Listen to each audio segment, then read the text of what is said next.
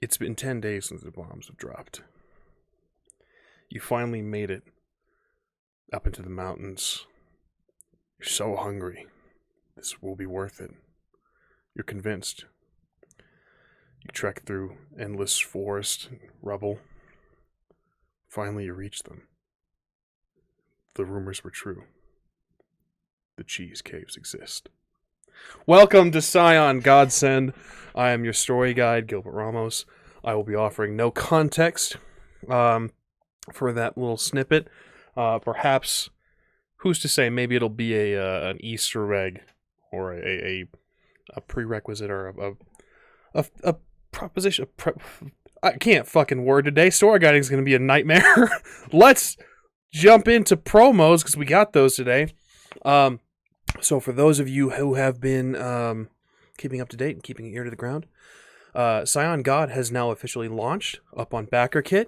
It's a thing. It's out there, and it was funded in under 2 hours. Currently, it's sitting at $84,637 with 1,575 backers. Fully funded. I've never funded something so quick in my life, or I never backed something so quick in my life. I pulled over. I was driving, saw that the notification came on. I had to pull over, threw my hazards on, and immediately just went for it. They have a ton of stretch goals already unlocked. Currently, they've got the story guide reference screen for Scion God backed as a stretch goal. They've got the jumpstart to help you kickstart your games, and they've got a companion PDF that is built up in 2 parts, already funded and already squared away. Helps out with running religions, managing realms, and even killing gods, if you should so desire. Check it out on BackerKit. I'll be posting the link right meow into the chat. Okay, all right. Guess I won't. Give me 2 seconds while Gregor's doing the recap, and I'll post in the chat. But yeah, I'm super excited for this fucking book. It's gonna be amazing. I got a chance to sit down with the crew that wrote and did all the things. Part 2 of that interview will be coming up live after us. It's good. It's good. It's very good. With that out of the way, let's go ahead and begin this by meeting our Scions, shall we? Cheese Cave premonitions aside, looking forward to today and learning more about the keepers of the world and everything. Gonna see how that turns out, I suppose. I mean, as long as like all the cheese isn't the gross, stinky stuff, like if it's mostly like American cheddar, sharp cheddar, maybe some mozzarella, Parmesan, I'll even settle for some provolone. But like if they're hoarding blue cheese, crumbled or not, keep it. I'll settle for nuclear fallout. What's wrong with? They're dying in this. They fell a bit ago. They need to wake up and get to the cave. Why are you just talking about the end goal? They need to get up. I don't know what this cheese bit is about, so I'm gonna just leave it to the rest of them. Do you think that these keepers of the Illuminati or whatever they are, do you think they know what the cheese caves are? And do you think they would share that information with An excellent question, Thalis. Perhaps if someone is so inclined, they can ask about the cheese caves. But for the time being, I guess that the world one may never know. Well, with that out of the way, and our scions being met, let's jump into today's episode of Scion Godsend. Gregor, if you would kindly a recap. It does what it is told. So yesterday we started off in last we met, we started off in what I believe was Japan. And we quickly left Japan. It was super easy. We left Charles behind a bit. He stayed behind to do Charles things. I'm sure nothing bad happened while we did that. We teleported our good friend Gideon Danger over to, what was it, Amsterdam, I believe? Copenhagen, I believe. No, it was one of those weird. It was one of those places. Shit. Somewhere in Europe to get a pastry for the god of the sun. He had a nice little jaunt while he did that. Denmark, I believe. Yes, Denmark. So he went to Denmark. We more or less had this revelation about Majin working with a secret order before he went to Denmark. Then we proceeded to just kind of drive off. turns out Charles did actually get up to some tomfoolery by completely just decimating Nintendo for some reason. I have no clue why he did that. But he decided to do that, and then we teleported him back, teleported Gideon back. Gideon was running alongside us for a bit, and then we made our way to Denver, Colorado, where we went to the airport and, had a conversation about destroying the horse there that has killed at least one person. Then we met with the keepers, found out something weird about a dog, and then basically left off on the question, how familiar are you all with the concept of fate from Hercules? Heracles. Because it was Heracles we were talking to, not Hercules. I'm sure it wouldn't matter. I'm sure Hercules and Heracles have a wonderful time at family reunions. So, this is where we join our Scions now. Heracles has asked you all, what do you know about fate?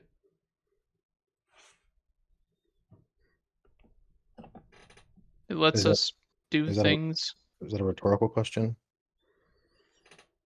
No, it was quite a literal. I apologize. I didn't mean to be ominous. The looks that it. No, it's a literal question. What do you all know about fate? I apologize. What ought we know about fate? Yeah, I don't know much about fate. I'll be completely honest with you. It's a useful tool at times.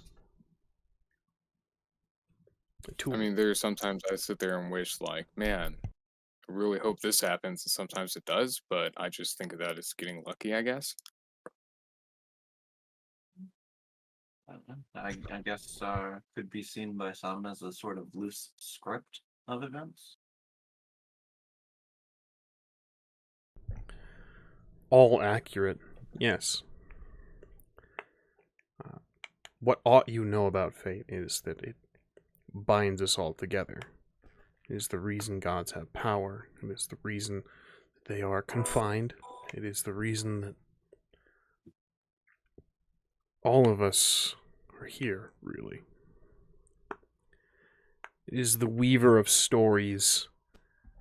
It is the binder of souls. Fate is of a particular interest to the keepers of the world. I wish to know what you all think. I think their fates have outlasted their usefulness and utility outside of the agenda that their patricidal, self-obsessed all-father approves. So it's safe to say that your view of them is not a fond one. I don't necessarily believe them to be malicious, but their schemes reek of irony and dullard politics and poetics, romanticisms of justice and karma. It's a facade. And every so many years, doesn't it just repeat, basically?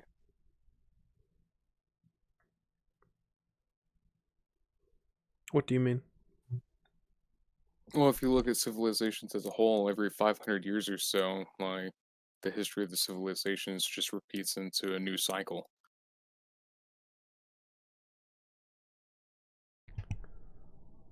One could say of certain events, yes.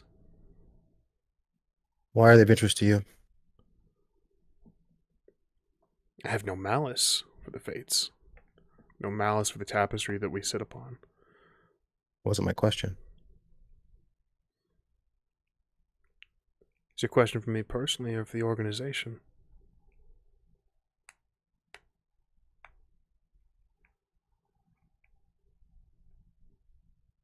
Are they not the one, or do you not represent your organization? I represent a part. That is the difference between myself and pantheons.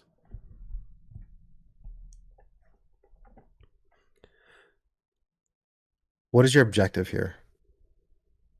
And what do the fates have to do with it?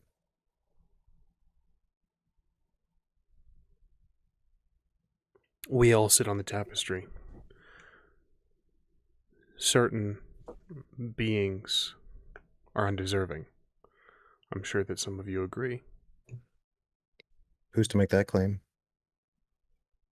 Logic and goodness. Oh, really? So you claim to be some sort of moral paragon in this respect, or you and your keepers? You seem to have maliciousness toward me. I said this last time, and I told you. I don't hate you. I think you're weak. I think that as mighty as you are a pawn. And I think that you are a usurper. And I think that you and yours resent the power structure that is in place and wish to just put another one in to replace it. That's what I think. That's what I'm taking away right now, based on what you're telling me. If you have something counter to offer as information, feel free. Can offer no justification toward one that already has maliciousness in his heart. You may not hate me, but your ill will is very clear. I believe you act dubiously, regardless of the intended nobility of your outcome. Do I I think that frustrate you are. I think that you're a petty tyrant.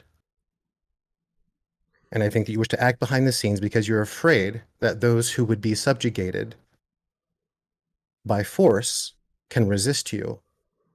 And so you wish to instead, you and yours, manipulate from behind the tapestry, hiding from accountability. And you want to treat these people and these powers as pawns on a chessboard. Do I frustrate you? No, you don't. You can't frustrate me. You seem tense. I grow impatient. There's no mystery to what you're doing here. I just wish to know what your ends are, and if you can't speak to them, then I brand you a coward. Because what it sounds like you're speaking of is just another tapestry of fate given a different pattern, dyed different colors, and woven in different shapes so as to conceal its true nature. The brand of one so young means nothing to a god of strength. And yet to the nagging sensation in all the hearts and minds that you're going to try to corral into this new sense of moral goodness and whatever it is you're claiming to say your intentions are, is really just your conveniently larger view at play. And you have a long enough lifespan and a far enough reach to remain hidden so as long as to exact your agenda.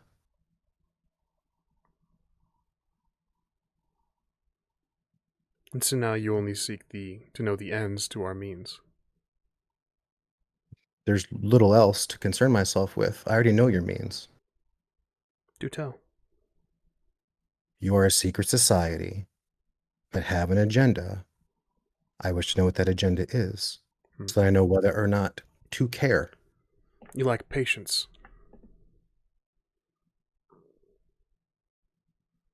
As I said when I began this, I will not be giving you everything that the Keepers have to offer. I will not be blessing you with all of the knowledge. Only Majin has earned the right You don't to have know knowledge of certain secrets. things. Keep your secrets. You and yours will inevitably suffer the same fate of all of those who would rail against the rising tide of change. The rising Change will tide crack of every change. dam, erode every stone, and drown every cry of dismay, smothering you with your own powerlessness to stop it. Does that include you? Myself? Absolutely. I've already resigned So, my... so you already come to the conclusion that you're not going to succeed. No, I'm not going to survive to see it. But that doesn't stop me from being forevermore undeterred from my purpose. Not my destiny, not my fate. I have to say that everything you said is everything you are. The only Yeah, it's difference like is you're by yourself. it's like he's looking in a mirror and he doesn't like what he's seeing. What are you talking about? No, it's just every criticism you levy towards Heracles, you could levy towards you. Towards any of us, really. Yeah. It's I have no very intention weird. robbing anyone of their freedom or their soul. That's what You- time Yet is. you're wanting to impose your will on fate I haven't imposed my will on anyone. You're wanting to No. Not only impose your that, you will on I want fate. to impose my will on fate. You my want to wish, destroy fate, my wish is to remove fate from the equation. and that's not only by your that, means. you've imposed your will on every link in that chain. Regardless Like- of Every- introspection, it seems your allies know you better than I do. Fate's just another word for slavery. And if it is bondage you seek, there is room upon the shackles of Tartarus for all of them. At least then your lives would be used for something meaningful. Instead, you seem content to pretend you are somehow different from those you are doomed to emulate. No one is keeping you here. You are free to leave. If you've already made a decision and you've already made your assumptions, by all You've already means. stated that you're not going to give us any information to make an informed decision. So again, you have shackled the people around you You lack with secrets. patience.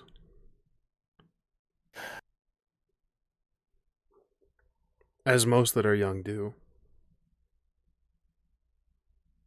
Would you brand yourself a coward?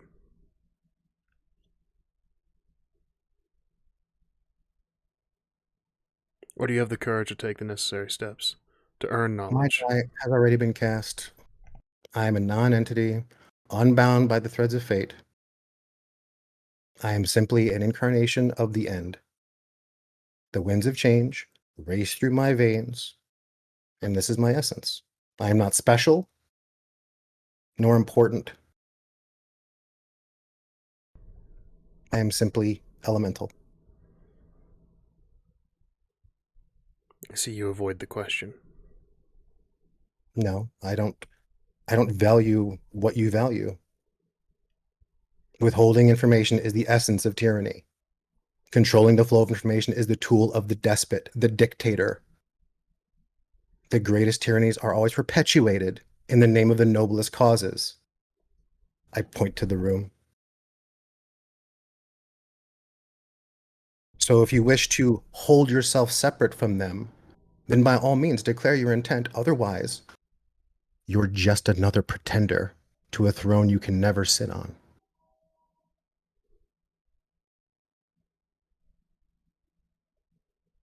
Call me a coward.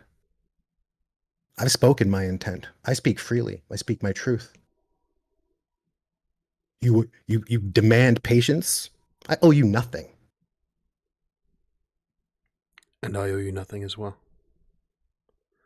You'll get no answers. Not yet. Unless you have the courage to wait. So by all means, feel free to not answer the question, but I ask you to reflect. Would you brand yourself a coward? No.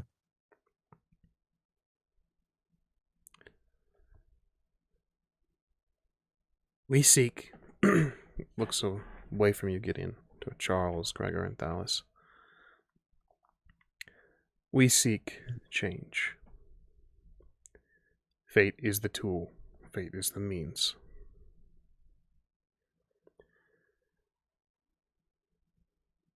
There are those, Titans, and God, and other, that are truly undeserving of their thrones. There are true tyrants in this world. They go unchecked. We seek to rectify this. Fate is the tool.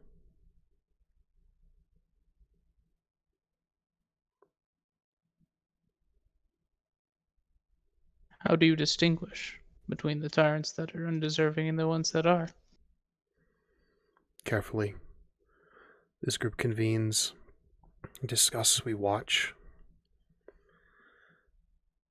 We call ourselves the keepers of the world for a very specific reason. What's the scope of your view? Like what are you watching? Are you watching everything, like all the time? As much as we can, at all times. Across multiple pantheons, you'll find here, you'll be free to wander this facility. You'll smell, you'll feel, you'll hear remnants of titans and gods, and others alike.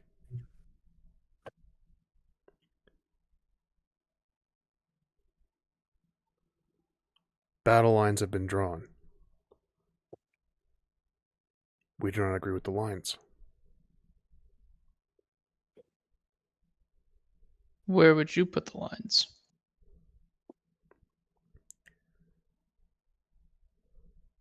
I would have good and justice guide that decision.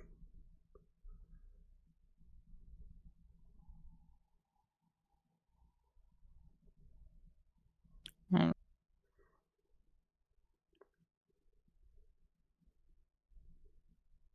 We know what you are, Mr. DeWitt.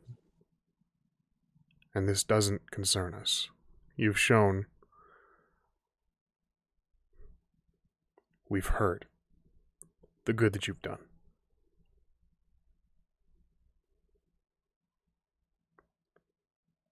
It is true, though, that some of your pantheon, many of them, see humanity in this world as playthings, tools to be used and discarded, broken for their own amusement. You, however, do not.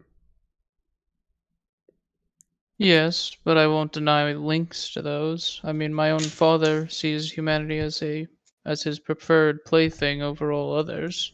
Would you judge me for Zeus's crimes? I would not, but when one is looking into the void, one tends to find it hard to distinguish.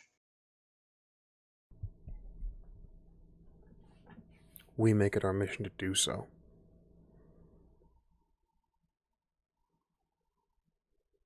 Very respectable. We like to think so.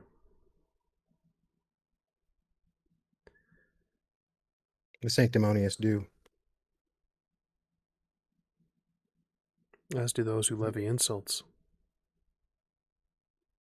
You want to utilize fate to do what? Enact the Right, winds new. of change, Mr. Danger. Start anew.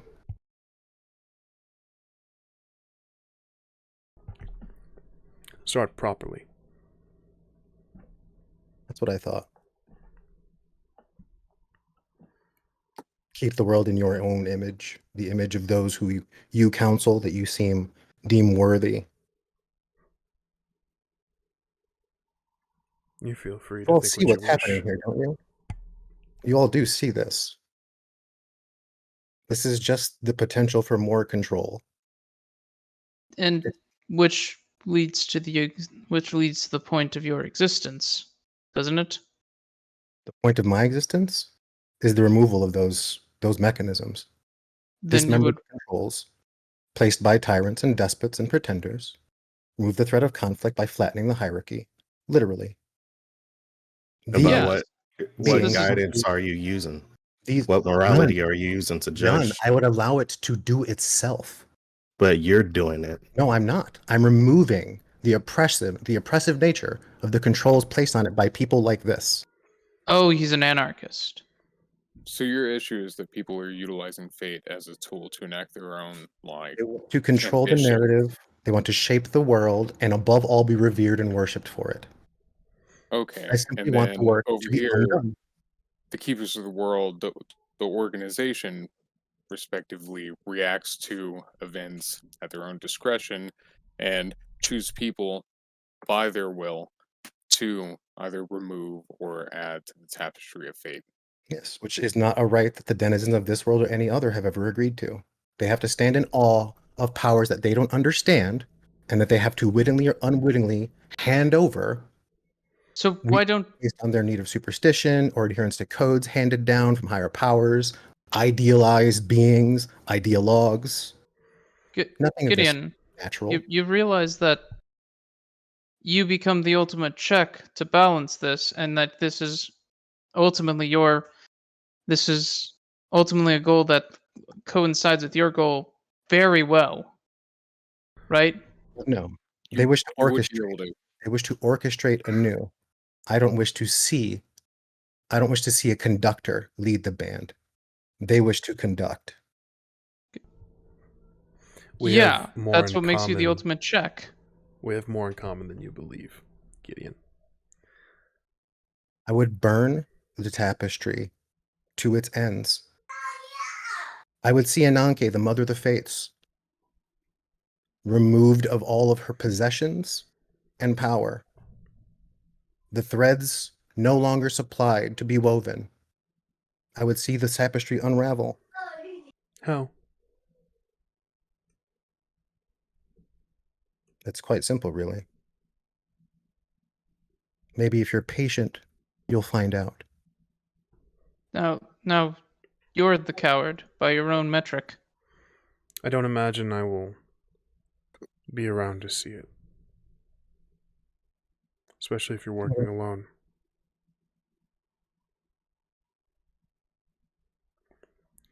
I'll leave you to your thoughts, gentlemen. I think I've given enough. Gregor.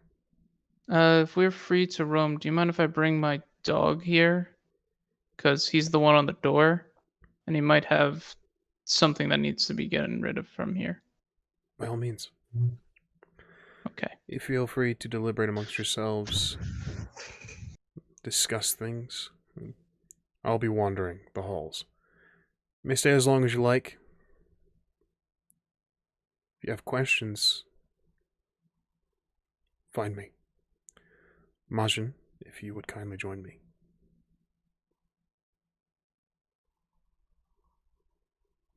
Yeah. I'm gonna move over into Roll20.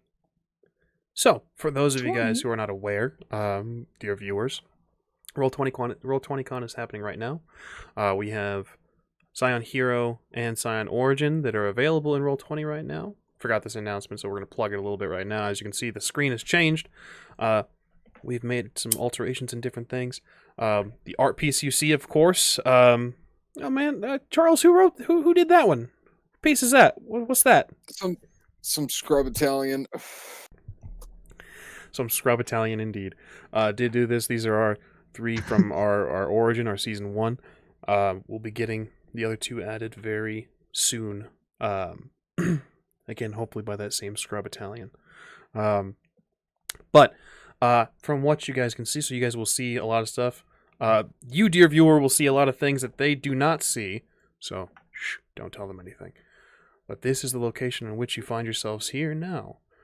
You guys will notice tokens. So, quick plug on the maps. I would say provided, but not exactly paid for. The artist is Gabriel Pickard, is for the maps. The tokens are from various sources. So you can see Heracles' token is definitely... Why is that still there? Be gone. You can see the Heracles token is taken directly from the Scion here demigod book. Gregor, Charles, and Majin are, of course, smaller versions of what that art piece you just saw is.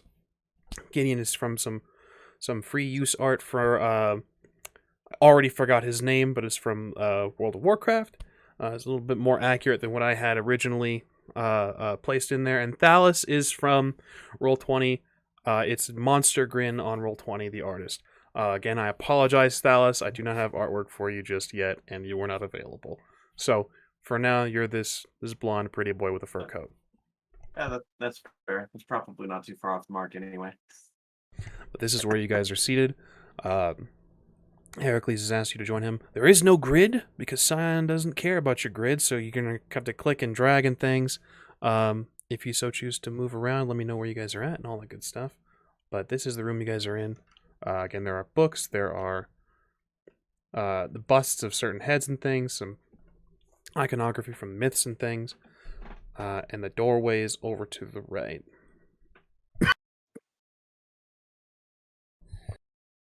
Raj. I immediately leave to go get my dog.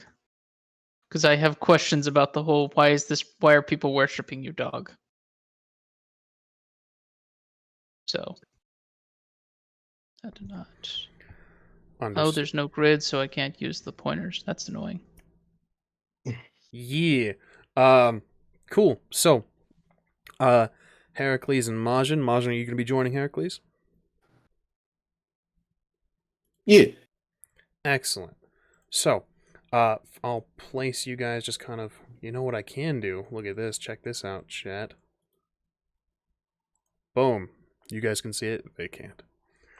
Um, that leaves Charles, Gideon, and Thalis. Are you guys remaining in this room? You guys have anything you'd like to discuss, or you guys want to wander the halls a bit? Definitely gonna go wandering.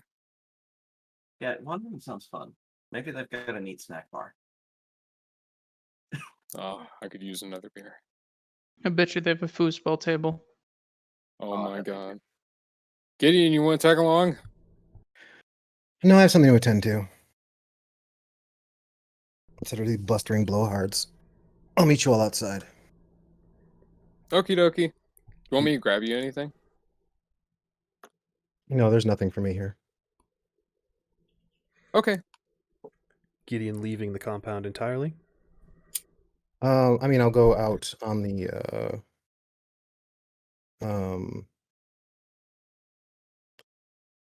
I think I'll go out to like the open fields near the airport. Understood. Copy that. I'm going to place you over here real quick and plop you into the GM layer.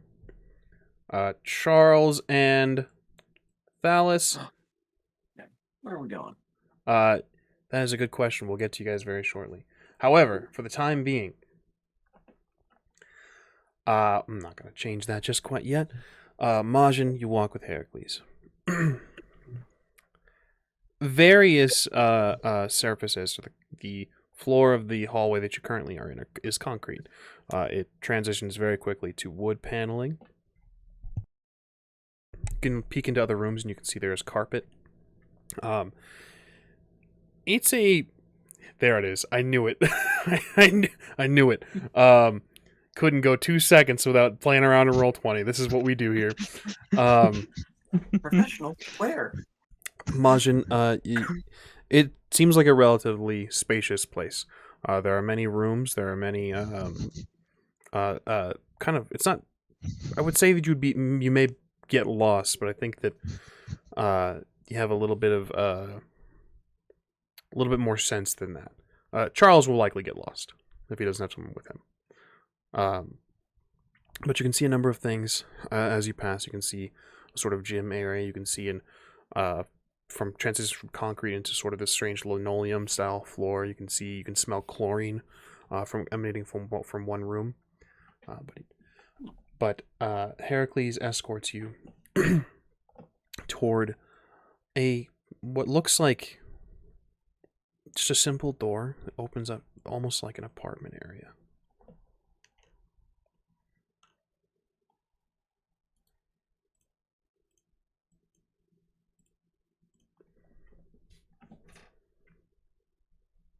What is this? This is your room if you would like it. What the fuck do I need 3 couches for? Well, we had assumed that your friends would be more amicable. Yeah. But seems that one in particular is quite controversial. Everybody has a role to play, so Please, we should sit. We have some clarity to deal with. all right.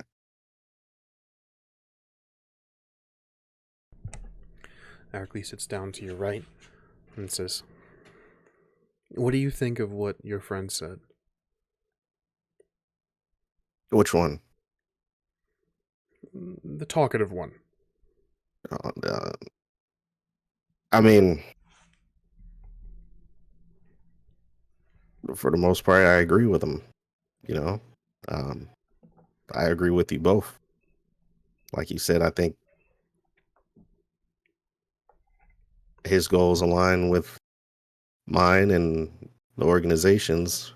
There might be a couple differences. Do you think that we will be tyrants, Majin? I hope not. If that's where it becomes, if that's where it leads, then you can guarantee I'll be at that front fighting against y'all. Good. That's why we need to be careful about who we let in. That's why we need people that can have patience and do the work, make small commitments before they know the full picture.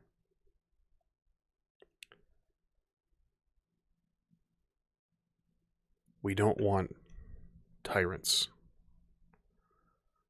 That's why you're, if you can call it a transgression, that's why your interaction with the Prince of the Earth was easily overlooked. He's with us, but he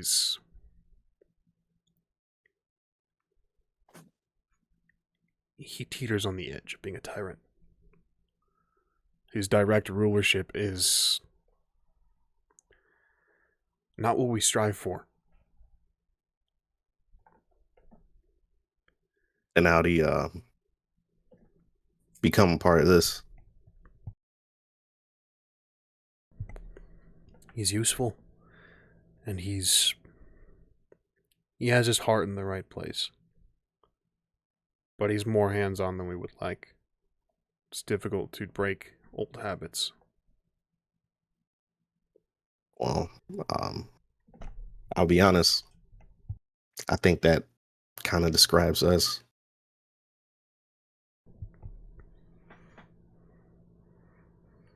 Do you think your friends have what it takes?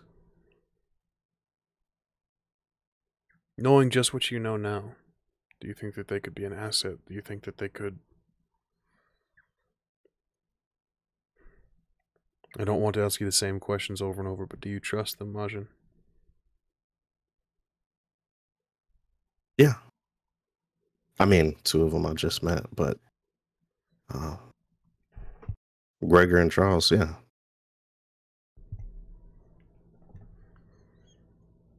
But just like I said to you,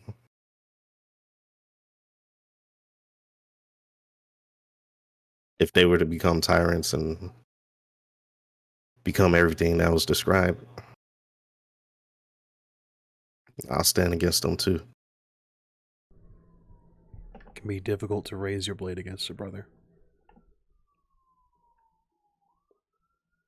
It's something that many of us will have to do in the future.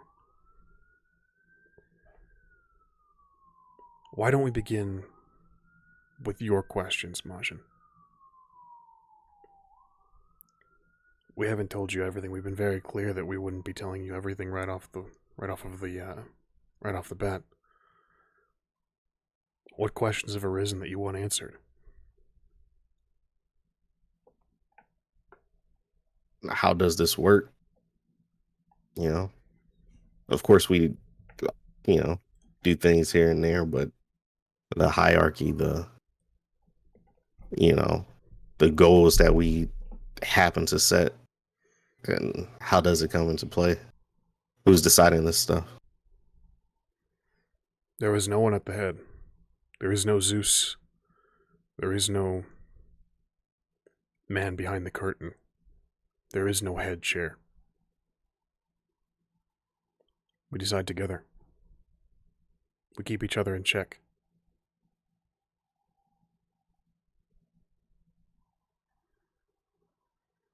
It is often said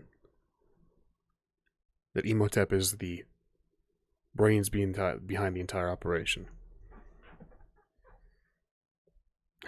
It is also often said that I am the heart. I don't see it that way.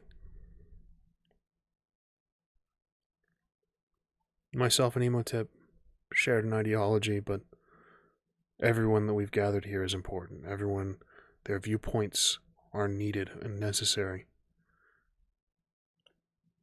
so that we don't become tyrants, so that we don't simply enact our will on the world as your friend thinks we may. We hold each other accountable.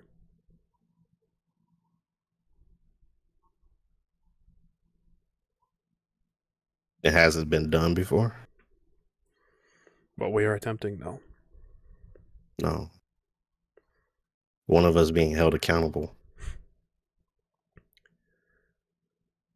Sometimes. Gods are difficult to It's difficult to put aside your ego. To humble yourself. It grows more difficult with age.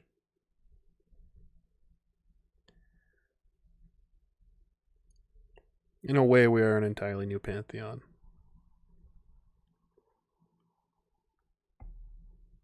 Though we don't seek to officially craft one. Not yet.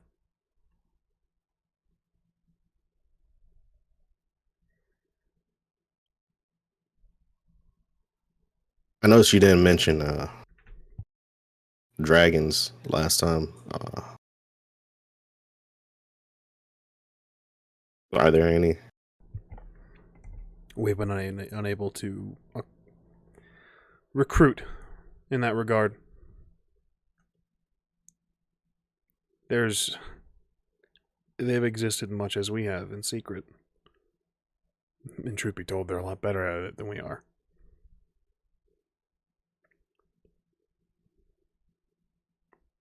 But we wouldn't exclude them. We would welcome them.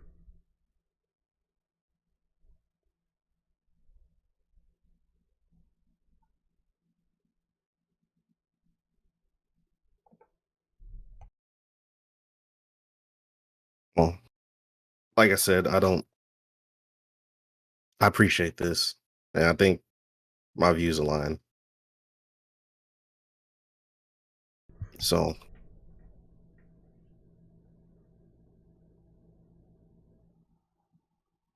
yeah, I don't know what the next step is. That's why I've drawn you away from your friends. As I said, we didn't intend to form a pantheon. Not at the start. We didn't intend to craft it in an official capacity. Not yet. But we are a pantheon based off of our shared ideals, our morals. Our followers and our deeds unite us. I asked about fate with your friends, Majin, because that is the tool.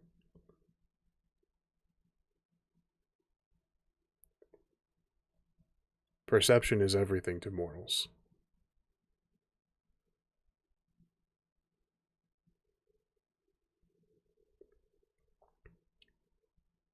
Your encounter with the feathered serpent. Why do you think he was split in two?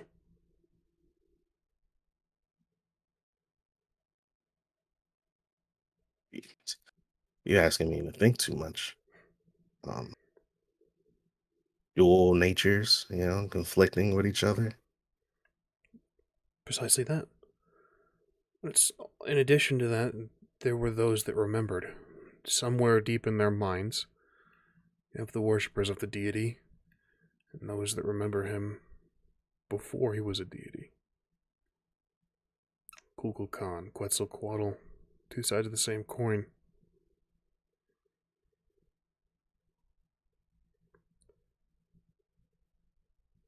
Myth and fate is everything. You've already begun to tell your story. Your legend is growing as we speak. Warden of the road, keeper of freedom.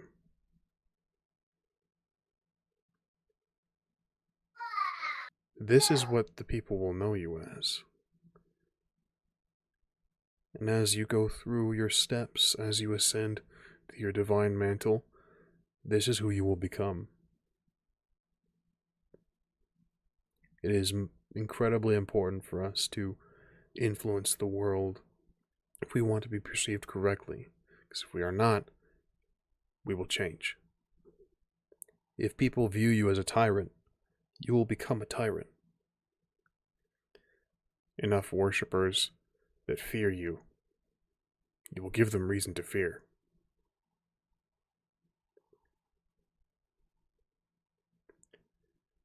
Myth defines us. Our stories are us. If people could forget my sins, they would have ceased to exist. But I don't want that. I need to be held accountable.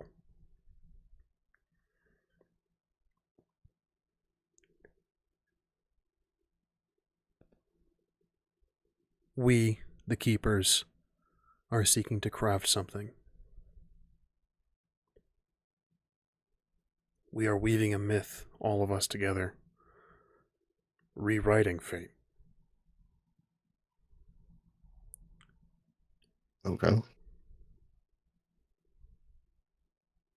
How I guess I mean anything's possible, but how? Just through whispers? Fan clubs? Our followers are everything. The myth has to be perpetuated. The seed must be planted. It has to grow. It has to be nurtured.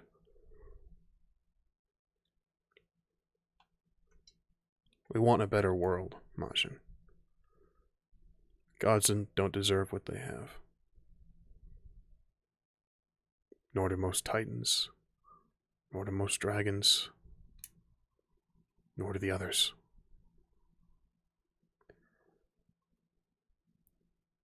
Zeus is a tyrant.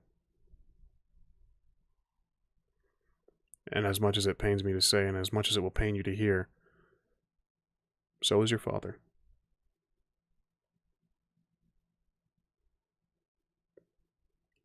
They don't want what's best for the world. They care only for themselves. Mm.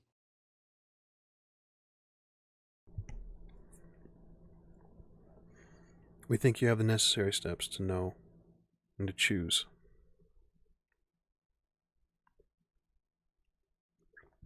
We are weaving a new creation myth, Majin. Going back to the very beginning. There will be What? no DOI. There will be no Tengri. No Shen. One Pantheon. Not to rule. To watch and guide. We will sever the gates, the touchstones, the Axis Mundi for the over and underworlds. There will be only the world.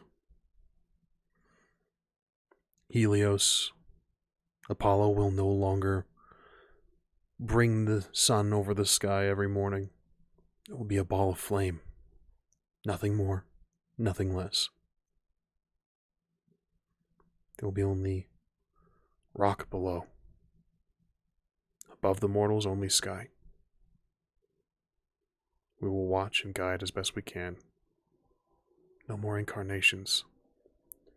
No more tyrants. No more destruction. No more wantless deaths. We'll take a step back afterwards.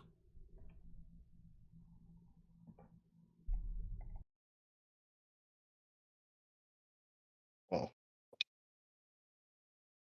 I mean, creating a whole new religion basically. That's what y'all are doing. That's okay. Well, that seems like a lot more work than I expected. The mission is long. But the end of And it this was all, talked about with everyone. all of our core members know. Even the Prince of the Earth.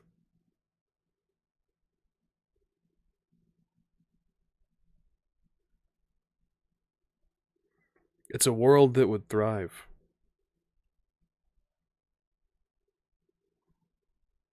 One that wouldn't be so torn apart by us. Yes, Maybe. the Pantheon will still have its gods. There will still be titans, but they won't be able to walk the earth. We won't be able to destroy and ruin lives for our own selfish whims.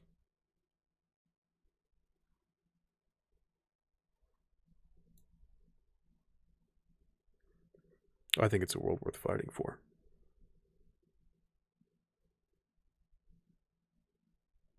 To be honest, I can see it, but I have a natural confliction. Why do you think that is?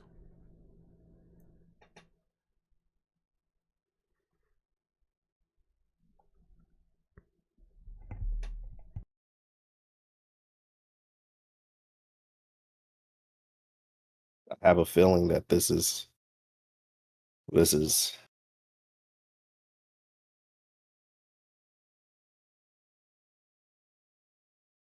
taking freedom away rather than giving it. Much as your friend said, I want to sever all the ties. We want to give freedom. We're imposing limitations on ourselves, of course. That's necessary. I think the conflict you feel is perhaps your divinity. Part of you may wish to rule. There's no shame in it. It's a matter of if it should happen. I don't feel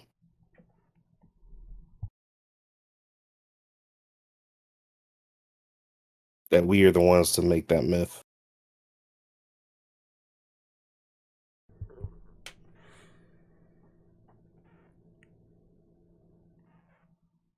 Sow the seeds, plant it if you want. But if our goal is to protect this world and keep our oppressive nature from hurting the mortals, then the mortals need to feed that seed.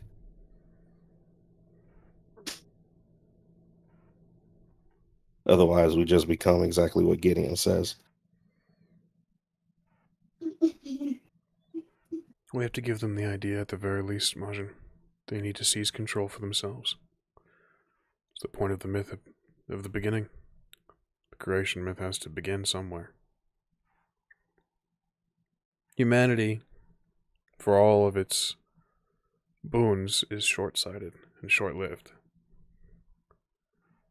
They've lived with us for so long that they can't imagine a world without us. We have to make them do so. A world where they control their fate, not us.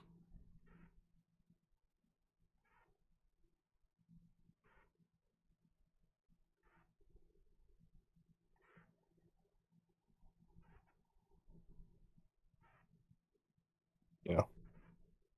Well, like I said, I'm fine with planting the seed.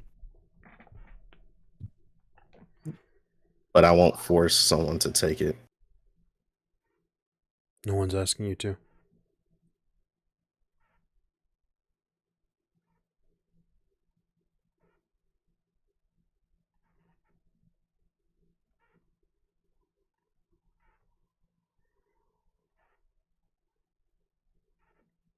Will you stand with us, Majin? Will you help plant that seed?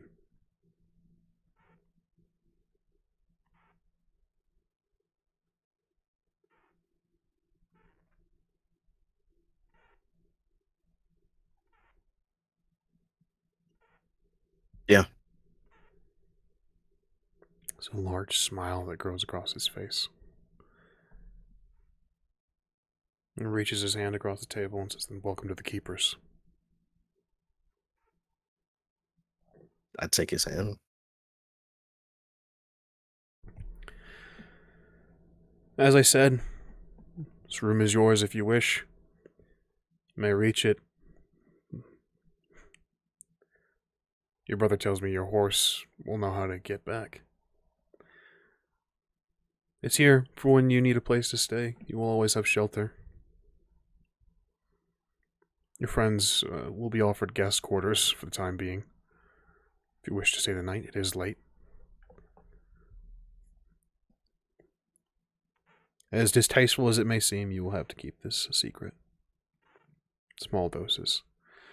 As you can imagine, a world where gods cannot directly enact their will on mortals is not something that is popular among most pantheons.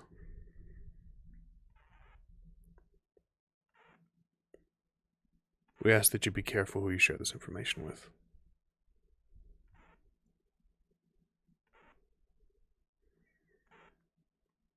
Will do. You are free to wander the compound, Majin. I will tell Imhotep the good news. Where's my brother? He was dealing with his personal affairs on the phone with your father, last I heard. You may find him either in the gym or his own shared communal space, his room. All right. Thank you. I look forward to seeing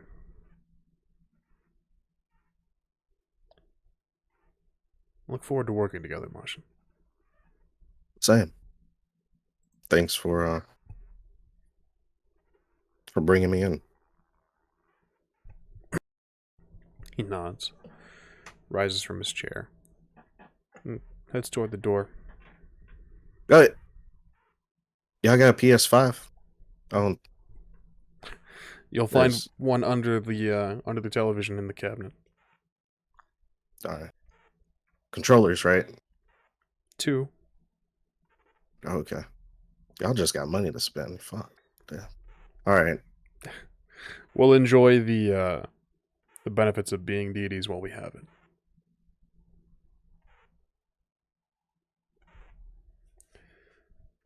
He steps out of the room, leaving you to investigate and sort of peek at your new living quarters, if you choose to call it such. Yeah. I'll look around, contemplate, and then eventually either meet back with my friends or run into my brother. Understood. While that is going on, Gideon, you've departed. You've made your way out into the open fields and by the airport. Yeah, I will. I reach into my. I'll like undo the clasp around my cloak and get my pack out, and I will remove 2 things. I'll remove the hilt of a broken blade and a nicely chilled package of the best danishes on the planet. Understood. To give you guys a reminder, the 12-hour drive, it is nighttime, or at least cresting into evening. The sky is dark. Just to give a little bit more on the setting. But continue, please. I will kneel in the field, put the stuff there, and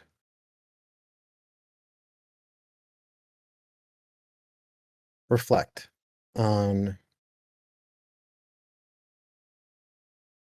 how I feel like this bastardization of my purpose that these people have tried to create here, that if fate did see fit to put me here to meet these people,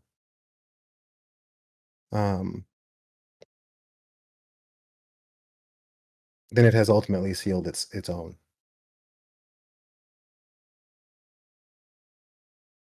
So I hope it's okay with that. I hope it's resigned itself to its end. You And reflect. I will wait. And I will wait until the sunrise. Understood. You have your thoughts. You have the open field.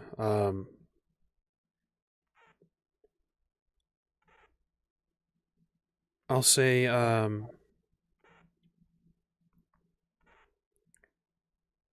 this. Just because it is nighttime doesn't mean I have a feeling I know what you're beginning. What nighttime will not stop you from doing what you wish to do. Okay. If Well, I mean, if it's my gotta be the sun's up somewhere, right? if my inclination is correct. Okay. But for the time being, we move to Charles and Thalis. Gentlemen. Where'd you go? Just anything that seems interesting? What was the name of that guy that Gideon bullied in Japan? Taki, Prince of the Earth. Taki. Yeah.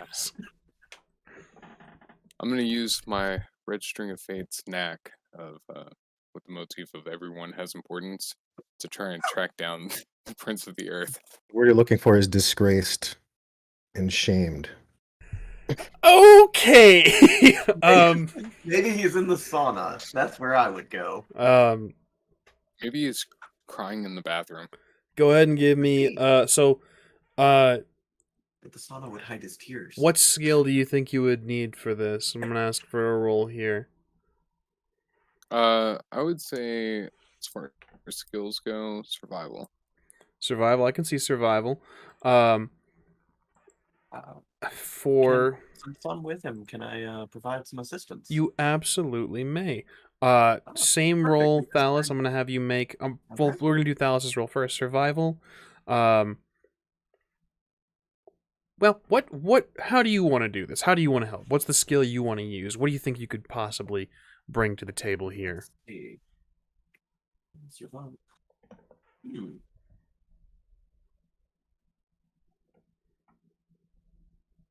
Let's see.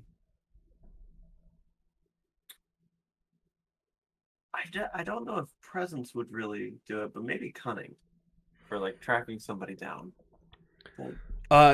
Your skill, not your attribute. Though I do see cunning. Sorry. You had said survival, so I thought I had to find a thing to pair that with. No. So for this is essentially a knack skill roll. For Charles, similarly to normal rolls, you'll grab a skill. I'll grab the attribute.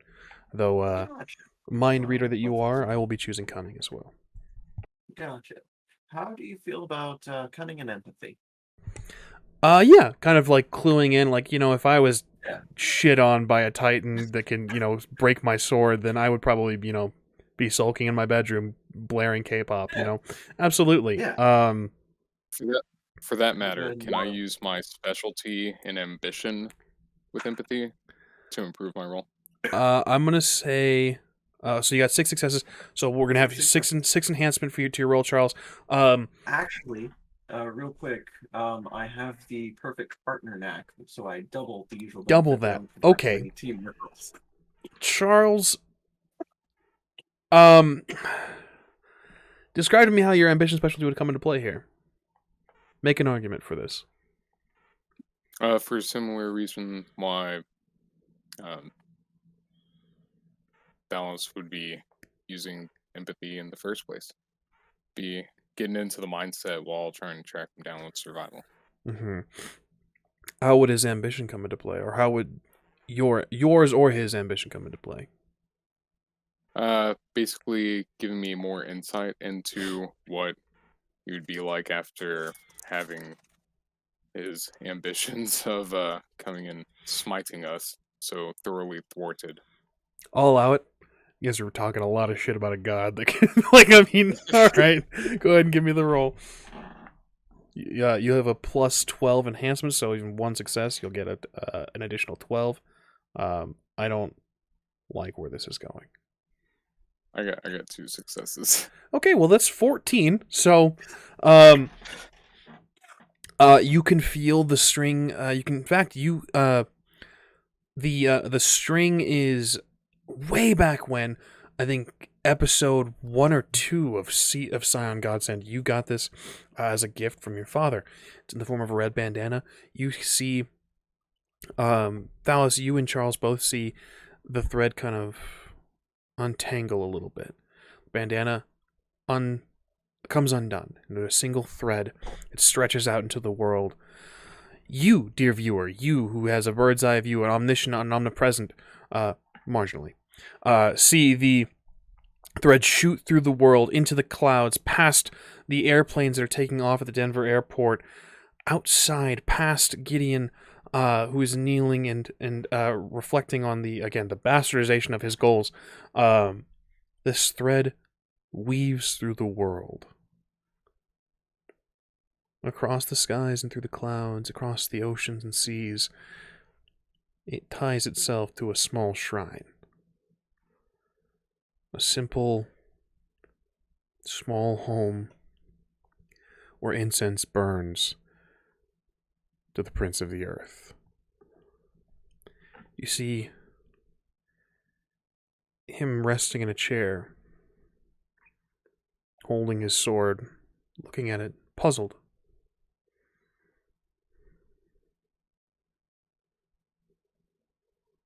His eyebrows are furrowed, but seem irritated. Charles, in a flash, this is the picture you get as well. You see him in a shrine. You see him reflecting, contemplating. Suddenly it's gone, and the thread is pulled back as the bandana begins to weave itself back into a bandana.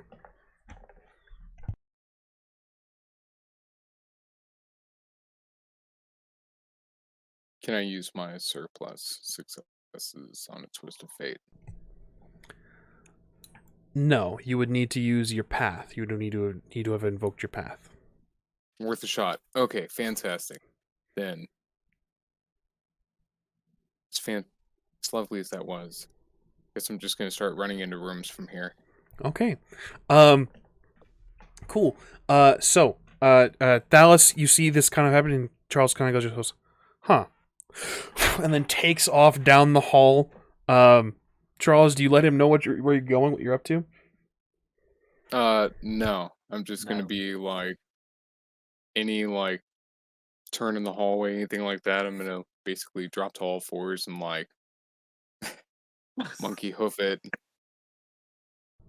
Excellent. Any Minus the paintings I getting on see, all I'm going to fours. tilt.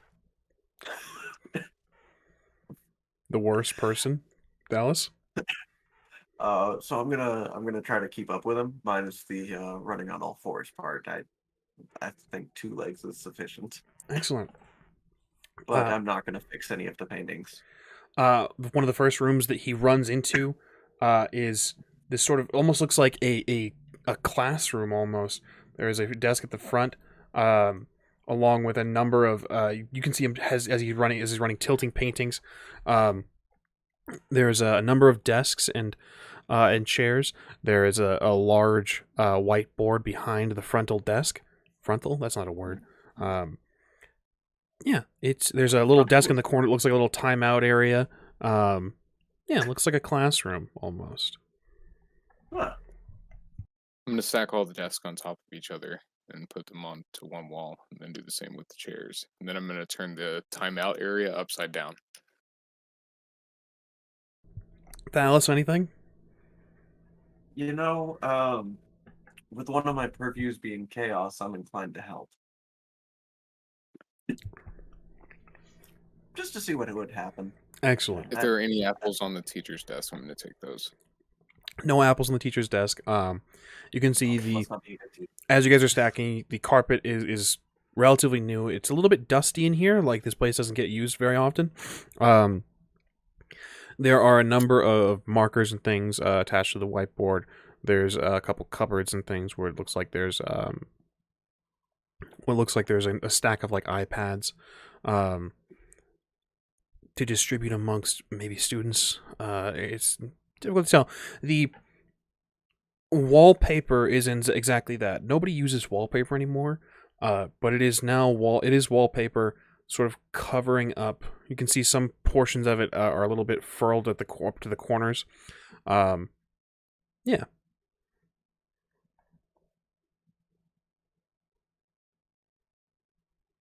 Neat.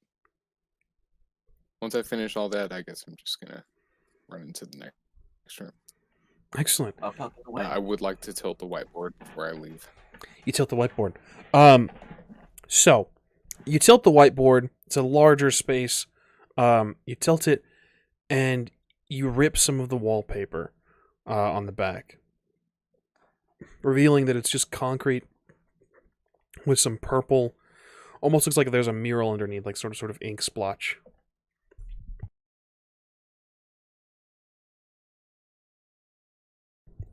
Neat.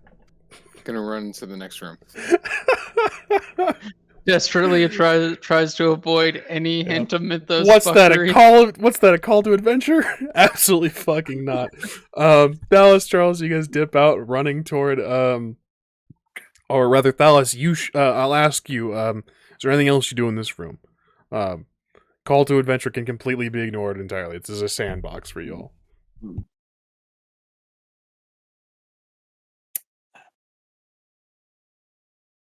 Is there? You said there was no apples on the desk. Was there like anything else on the desk? On the It desk, doesn't it's have to be food. clear, a little bit of a layer of dust. There's some papers underneath. The drawers aren't. It's a more modern desk, so there's drawers underneath. But it's just real slim, like you would just stack a little bit of paper. Are they locking drawers? Negative. That would have been fun. Maybe in the next room then. I'll keep going. Understood. As we fade away from the Chaos Twins, Gregor, Yes. you were heading out and you grabbed your dog. Yes. Yeah. And I'm bringing him back in. Okay. What's going on here, boy? Why are you on this door? He follows you loyally. Down the hall, you hear the whispers again of "Turn back, nothing good lies here. Turn back." Have you heard of the cheese caves? There's again just the ominous whispers, and you get to the door. His tail wags and just kind of stares up at the door. He kind of looks up to you. Looks back at the door. Just wagging his tail. We both know you're not a normal dog. What's going on here? He barks. I don't speak dog. How many dots do you have on this dog, Gregor? Only the one right now, because you never approved any higher dot thing that I came up with, so I never bothered buying it. So we will need to get, if you want to dump dots into the dog. We'll get with that. For the time being, though, the dog, being a one dot animal, kind of runs up to the door and starts to scratch at it. I'll open the door. At this point, I'm thinking follow the dog. Hopefully he leads somewhere. You open the door, he kind of grabs onto the handle and just kind of like pulls back, closing the door, continues to scratch at the door.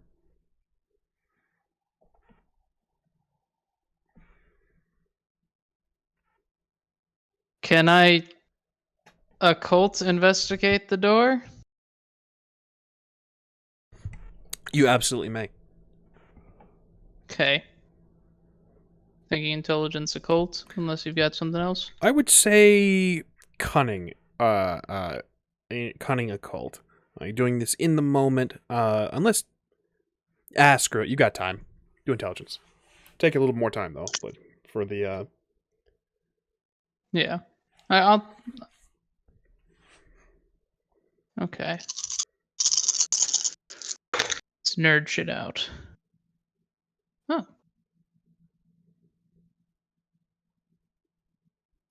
3 successes. 3 successes.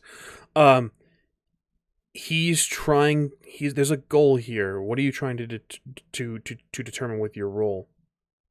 So I know there's something magical going on about this door. I know that there's obviously something cult-like going on here.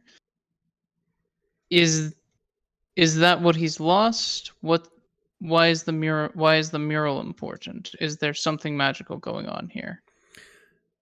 Yes. He's in the process of trying to do something, trying to trigger something with the door.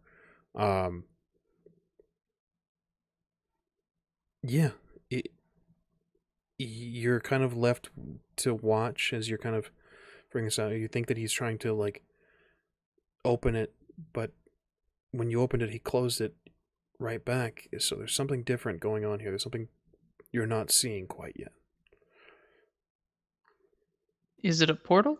Is the door not supposed to lead to the other side of this door? There is a bark of more of a tail wag as he begins to again more feverishly scratch at the door.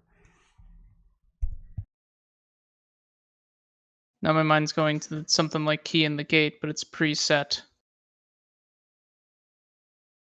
Okay. You watch him paw at this. His paw movements become quicker and quicker and quicker. It's unsettling. You have a moment of fear and worry as he tears claw and nail from his paw. As he doesn't stop, as the blood seeps into the door, he keeps going, rubbing the pads of his feet raw. Blood is taken to the door, and it kind of drifts along the lines that make up his image. Upwards. He stops and looks up. Tail wagging, eyes alight.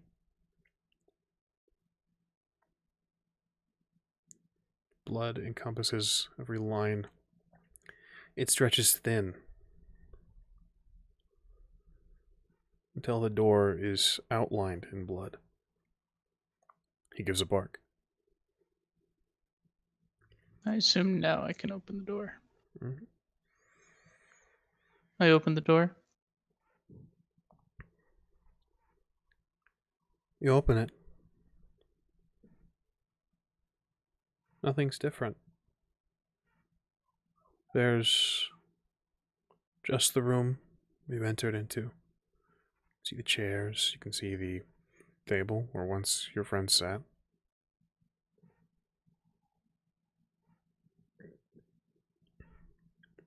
He bounds inward.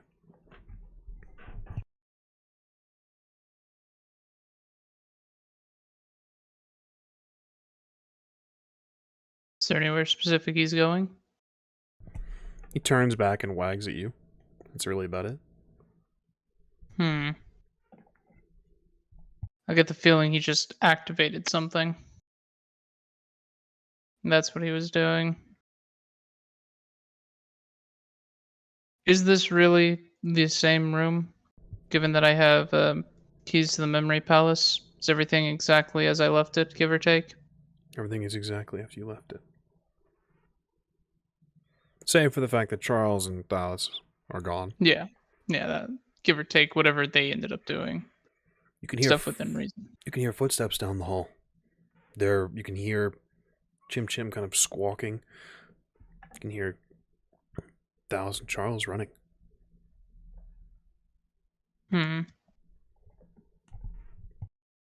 What's going?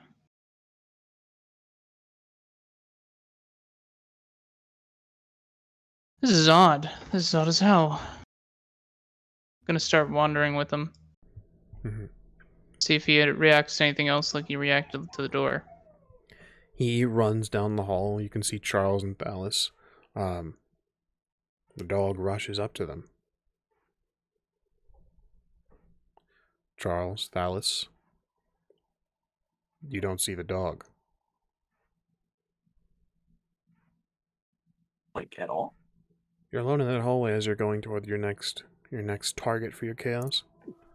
Okay. Gregor, you follow him? Neat. Yeah. Your friends are right there. He's watching, wagging his tail. Okay, so one of them is Charles, so I'm fairly inclined to believe that Charles is just ignoring him. So I'll be like, what have you guys been up to?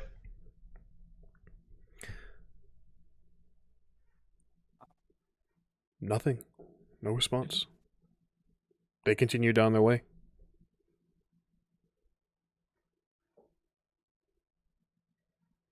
I look at the dog, just Big smiles, tongue out. where are we? Are we in a different space? He rushes at THALIS and sort of bites at his ankle. THALIS, there's a sudden pain, a sharp, like, you feel like your muscle is just tightened for no reason. You're just... Ooh. Maybe I need to get some Gatorade. I don't know. Is it like a cramping kind of sensation? A little Or bit of a cramp, yeah. a little bit of a cramp? Okay, yeah. Where's that snap? Are you wearing an anklet too? No, no. Don't give Majin your mantra, okay? Let's just start with that. Good to know. Good to know. Majin, you said you were, speaking of Majin, you were exiting the room after some quiet contemplation. Yeah. You see your friends down the hall, Charles and THALIS. What y'all doing? Just wandering Touching everything. Yeah. He gave you permission, so fuck it. You should come look what I've done with the classroom. Like, I prepped it for cleaning and everything. I'm good. Also, it's Better. Plausible deniability. I like it. Yeah. Can Alright. I interact with things? What would you like to try to do?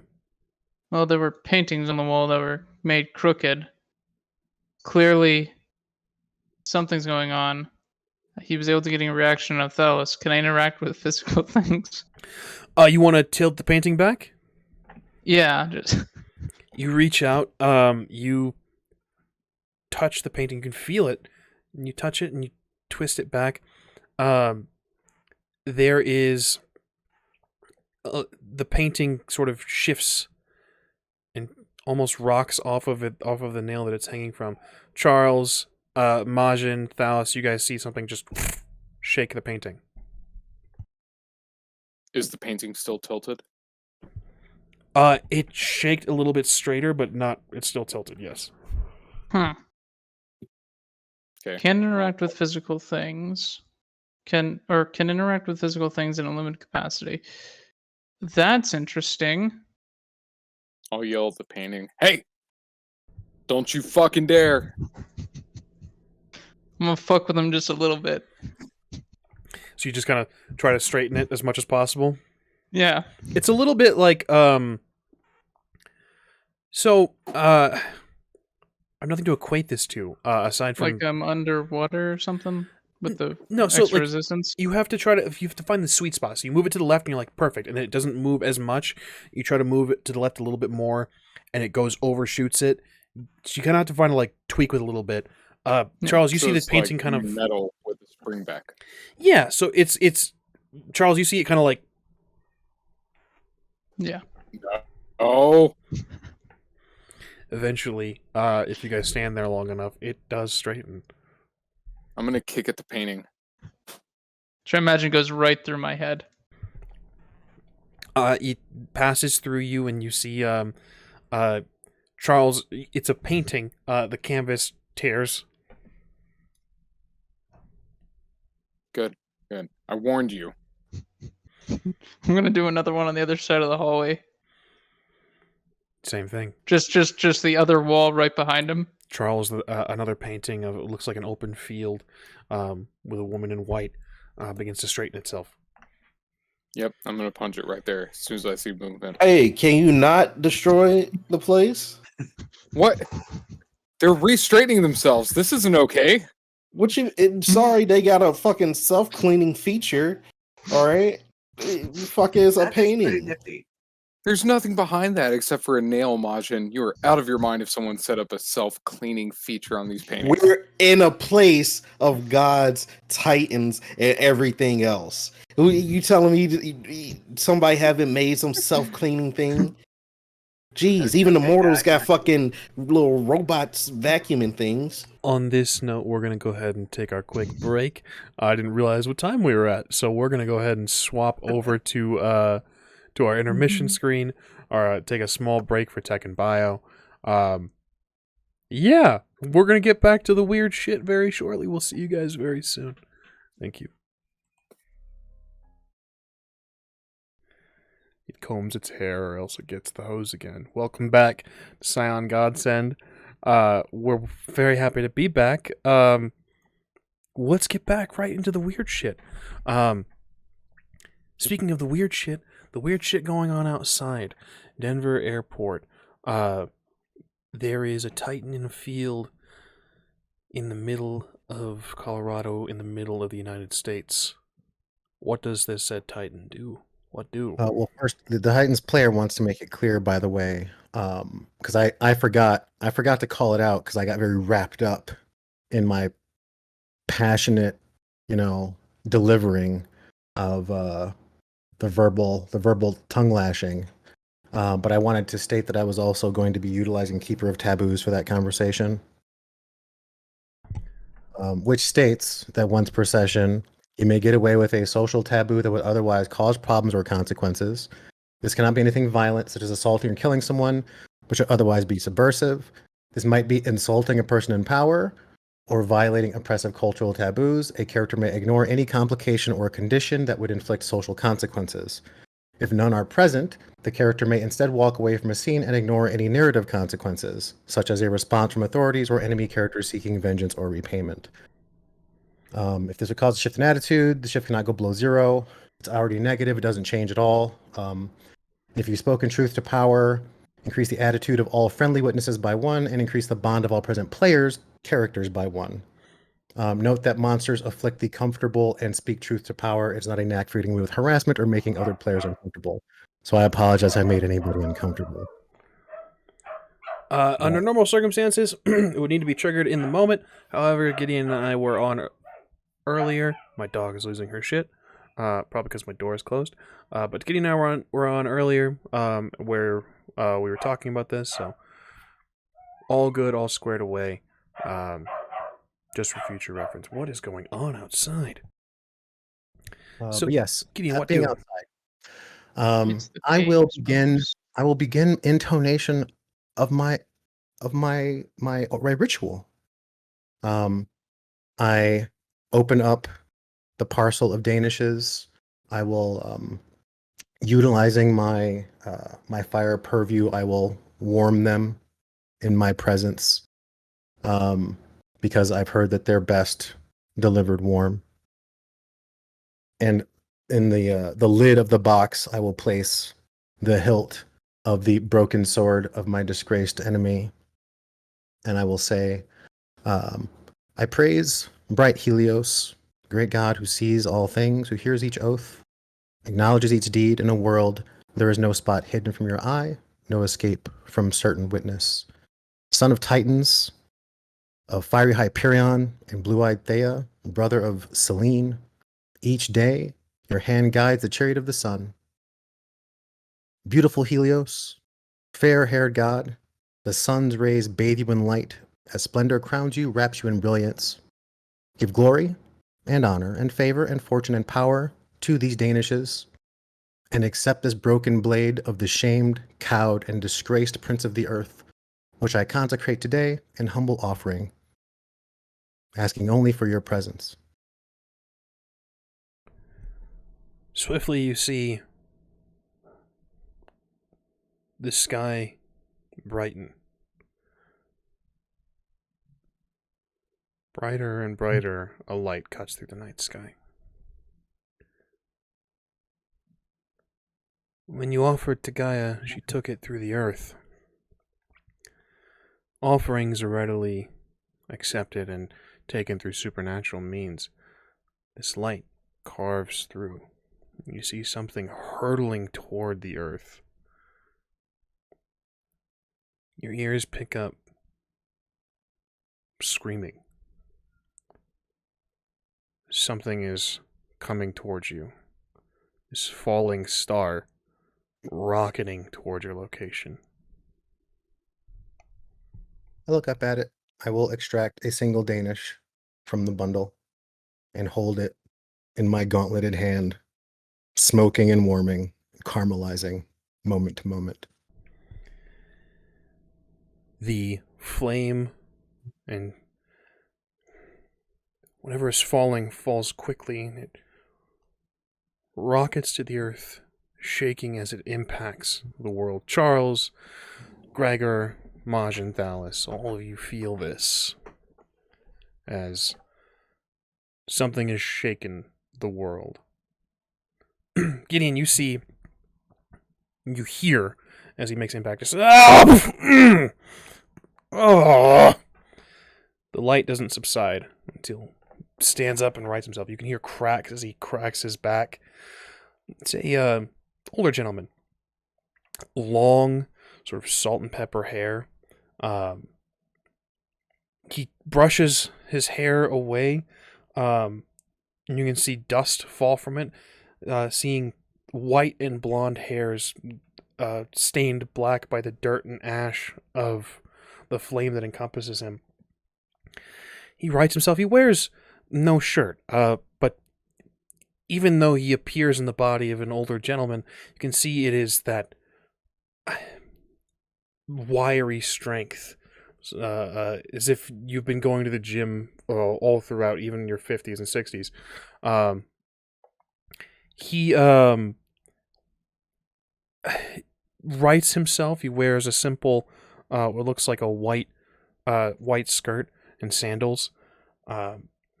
Steps out of the small crater he's made and it's a bit late for dessert, reaches out, taking the Danish from your gauntleted hand and says, "This is how you get cavities. Just for your own health."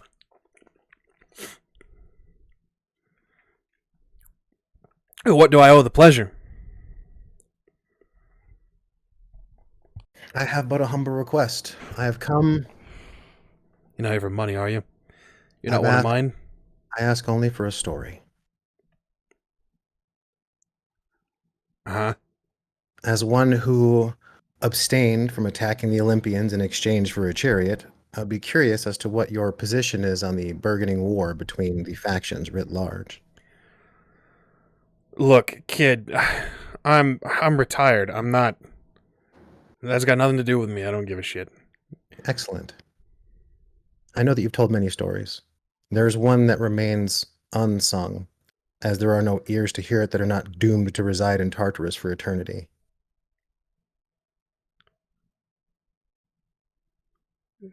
The islands of Ithaca, Paxos, Cythera, and Corcyra have come under my realm of interest. I find them intriguing, as they are all potential hiding places of that which I seek.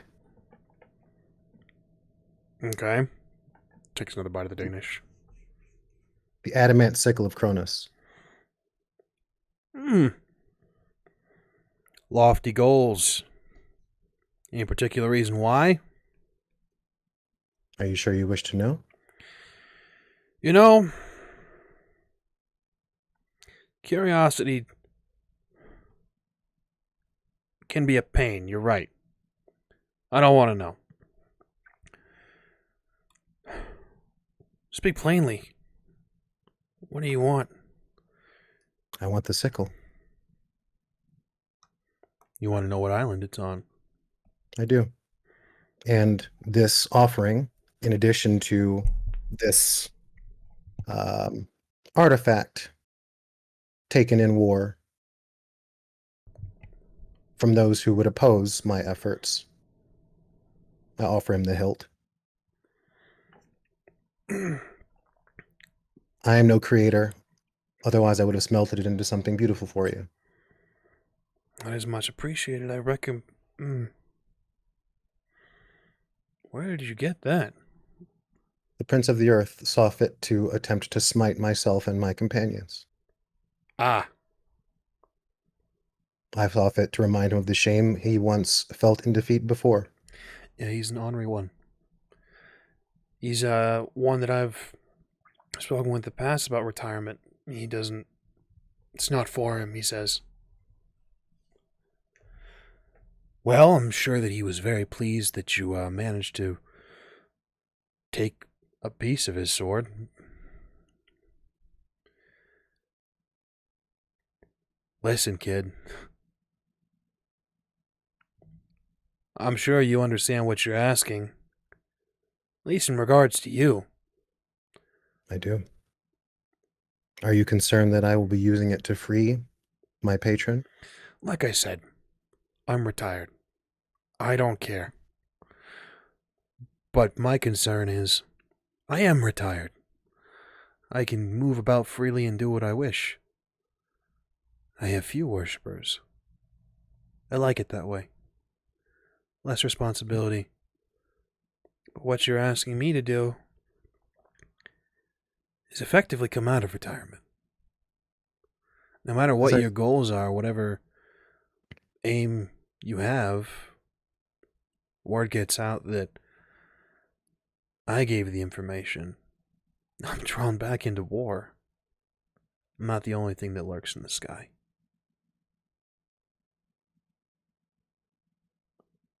Very well. Then I would hate to put you in that position. What I can say, takes another bite of the Danish. An offering has been given, and it would be unsatisfactory for any deity, anyone in such power as I, to deny information to one who has brought such an offering.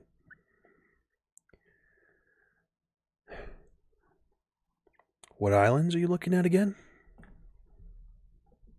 I've specifically feel that one of them was created. It didn't rise from the ocean. Oop. Oh, hold on. Did I? Hello? We still hear you, but you're kind of frozen. Okay. Oh, there we go. Okay. Sorry. One of them was created. It didn't rise from the ocean like the others. I believe that was Coursera. It was unique in that. I suspect that may be where it resides. That may have been where it was taken. But I do not know. I cannot be sure. And should my quest lead me indirectly, I concern myself that the pillars of heaven will be upon my heels as they wish it for their own designs.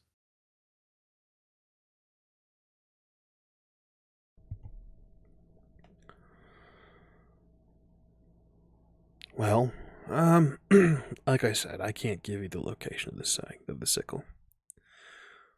But I am curious as to how far you've come, so I'd hear the names of these islands, if you'd kindly. Ithaca, Paxos, Cythera, and Coursera are the islands that my research has led me to believe may be one of the resting places. Well, I've been to Ithaca and Paxira. Not my favorite locations. Not really my cup of tea.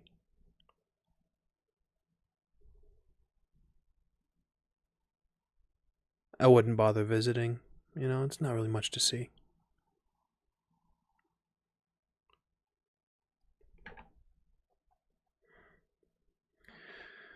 You got anything else in that bag there, kid?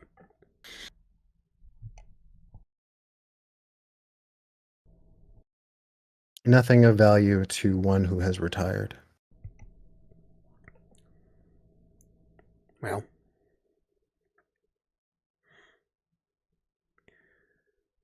then if you find yourself on vacation,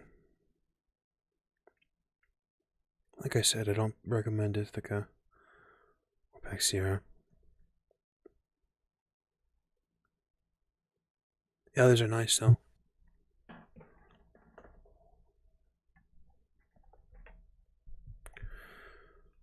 I may find myself on vacation sooner. It's a good thing about an airport. Where are we exactly? I believe it's called Denver. Okay. All right. Oh man, you are a trouble kid. Why would you say that? I stand up. Denver's a weird place. For the record, I am not trouble. I am danger.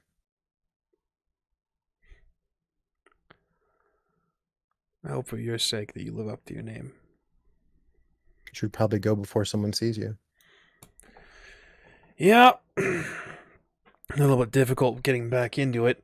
It's the downside of having few worshippers. He starts to kind of like wave his arms and kind of almost like swim through the air. Question for the story guide. Would you consider the blade of a shamed god to be a significant sacrifice? Yes, I would. Significant enough to reclaim my point of legend that I lost? I would. Good. Thank you. Yep. So just to be clear, he said he went to Ithaca and he didn't like it, and so it was Paxos, Skythera, and Coursera. What was the other one he said he went to? He said he went to Ithaca and list them off again. I'm so sorry, my goldfish brain. I'm multiple. Ithaca, Paxos, Skythera, and Coursera. Paxos and Coursera. Okay. I thought he said he went to. Said he didn't find anything of interest. He said he wasn't interested in vacationing there again. Okay. Didn't recommend going there for a vacation. Just making sure. All right. As I kept no further Danishes for myself, I will see the god off, and then as I told them, I will wait outside. Excellent. Meanwhile, all of you inside in that hallway, Charles fighting with paintings that are straightening themselves, you felt the earth shake, which, Gregor, makes things significantly more difficult trying to straighten up paintings once more. Yeah, no, after the third one, I would give up because, okay, hold on. I should probably focus on the situation I'm in. Realistically. But, given that it was difficult to move things, I guess my best course of action is, why would you have something like this if not to hide something? So I'm going to try to find an item here that I can touch properly. Understood. If that makes sense. Wish I had walked through everything with. I could have made this super easy on myself.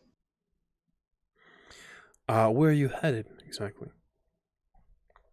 I'll go into any given room that I can. I don't imagine I can open doors, but I also don't imagine they're necessarily obstacles. You can open doors. It just doesn't appear.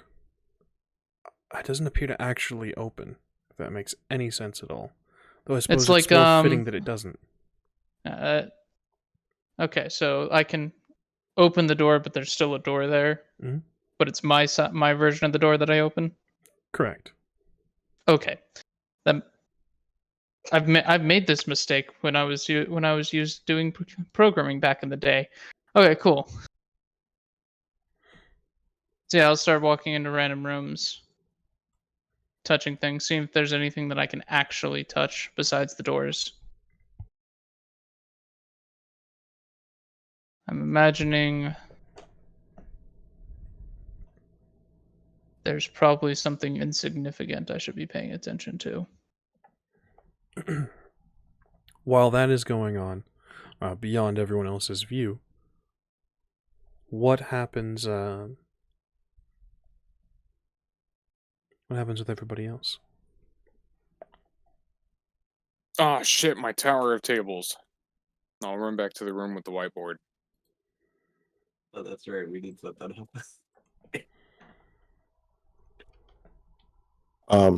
Is it like a normal grumbling? I guess all grumbling would be unnormal, but for this place, it sounds like something. It feels like something has impacted, like a falling star or an asteroid of some sort. yeah, I guess I'll make my way to the front. I'll follow Charles to the room with the tables in it. Make sure. But that's because you know what, we work together on that. That was a nice thing. Understood. So Majin, you make your way outside. You mean to the front? Is that what you meant by the front? Yeah, towards the exit/entrance of the place, making my way. Gotcha. Ken, you can walk through the hallway. You if you wish to exit, you gotta exit out of the airport itself and kind of peek outside. Gideon, real quick, what islands are you left with? I don't want to fuck you on this because I was juggling multiple things. Sure. So because at first you had said you'd gone to Ithaca, so I feel like that leaves me with either Coursera or Skythera. Okay. And like it's one of those. But we can review it later. It's not a Yeah, big no, deal. we're golden. I just want to make sure I didn't give you incorrect information. You're good. We're good. We're all squared away. So, we'll begin. Majin, you make your way outside.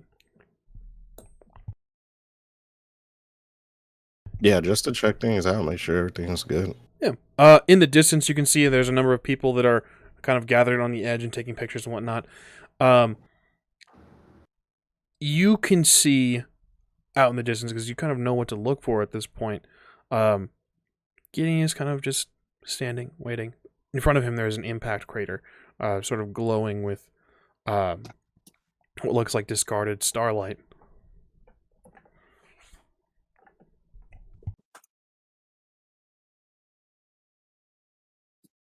I guess I'll just watch for a couple of seconds and shrug it off to getting things.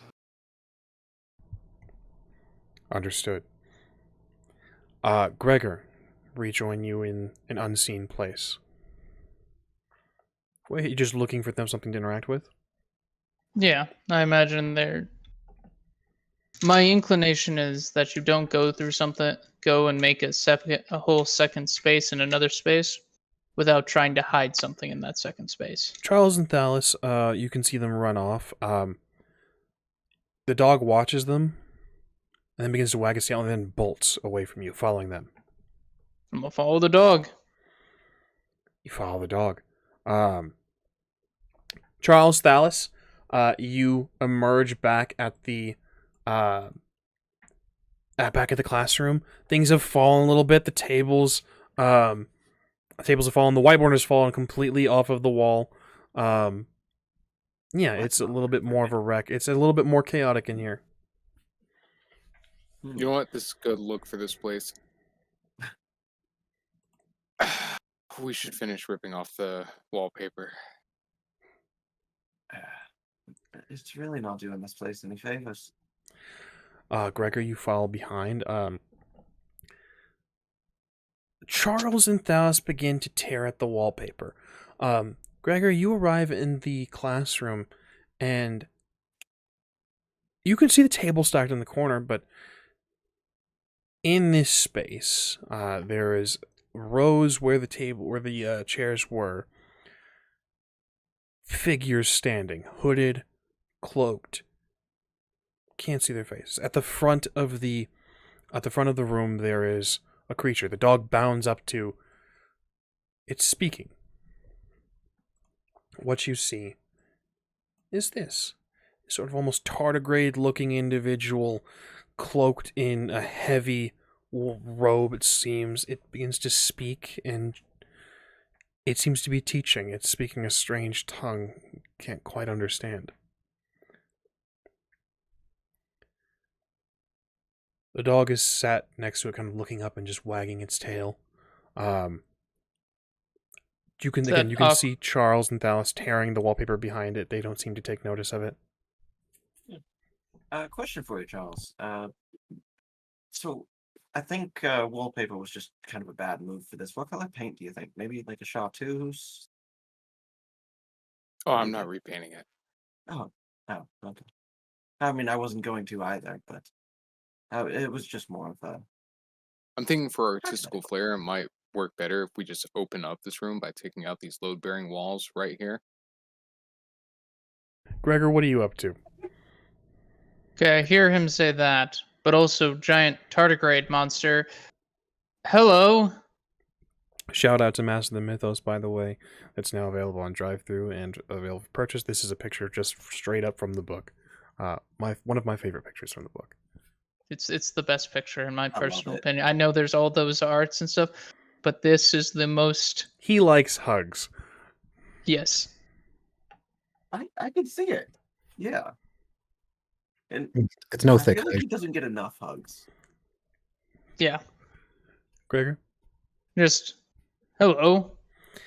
It looks at you, or at least you can think that it looks at you, and it speaks a single word. Again, a language you don't quite understand.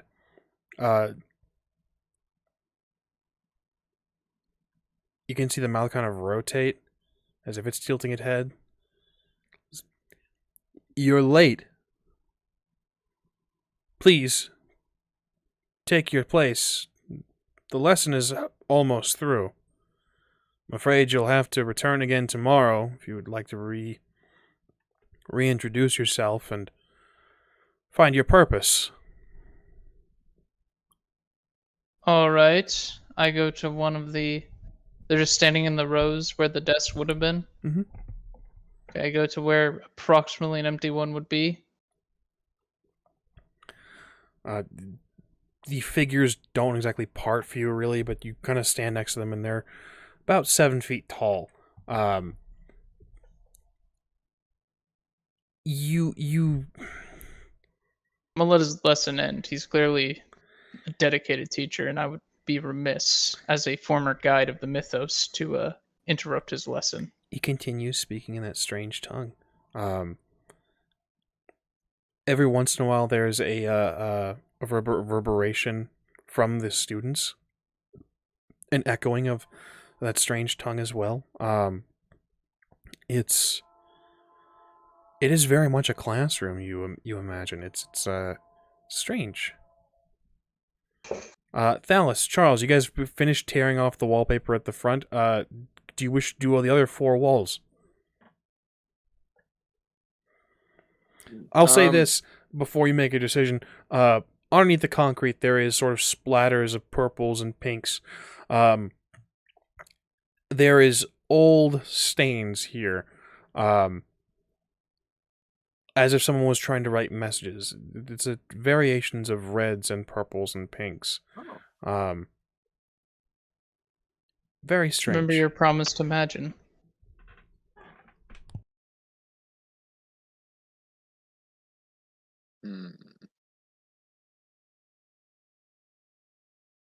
I have no idea what this could be.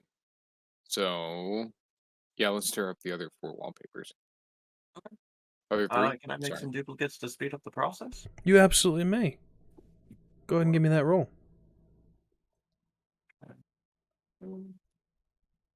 And so this one calls for a knack skill roll. So What skill do you think you would like to use to make the duplicate?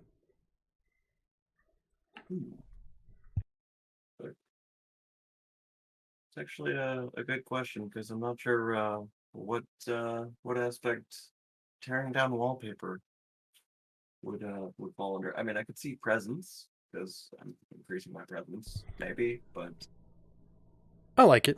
Let's do your skill. right. That one.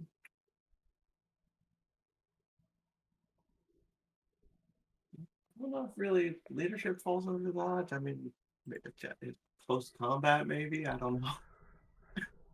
Let's entirely up to you. Choose a skill and then make an argument for it if you'd like. I am going to say that this is going to result in a stamina for your attribute. You've split yourself quite a lot, so we're going to go with that. Yeah, that's fine. Let's see. Maybe leadership since it's a group task. Leadership makes sense. Fine. I'll go ahead and go with that then. And got 3 successes. Then you're golden. 1 duplicate. So a duplicate pops in. Charles, the Thalis begins to expand.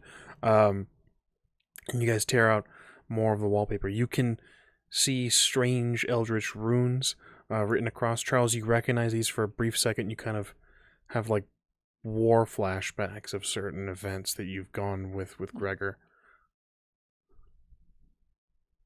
Ew. It touched me. It looks like on the right wall, I will ping it here, pop you guys back over here real quick. Over on this wall here, there's just the same sequence of runes over and over and over and over again. I see. I'm going to assign Beignet at it. You then, see. Okay. Continue. And then I would like to start putting the tables perpendicular to how they were originally set. So if they're set at 90 degrees to one wall, I would set them at 180 to the wall. Understood. Thalis, you're seeing all this as well. What are your thoughts on some of the stuff you're seeing? Well, let's see. I don't imagine that I've seen many of these markings before, so this is all kind of new to me. Just trying.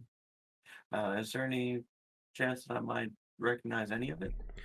I would love a roll. Any skill you would like to use to recognize a language or to interpret a language. Yeah, entirely up to you. And then we'll go with I'm gonna call this cunning. Cunning in whatever skill you would like. The one that makes sense to me would be culture. Excellent, I like it. Again, you guys currently are sitting at 7 momentum. Well, actually, I believe 8 at this point. We've had a couple scene changes. Oh, yeah, we have. So you may feel free to request expenditure of momentum if you so choose. How does everybody feel about that? Just burning some of this momentum. Go for it. I'm seeing By all 2 means. yeses. 3. What you trying to do? Burning Trying to momentum. burning momentum to read the writing on the wall, as it were. Sure. Okay, cool. He wanted to say no. How much momentum? Charles, is that okay with you?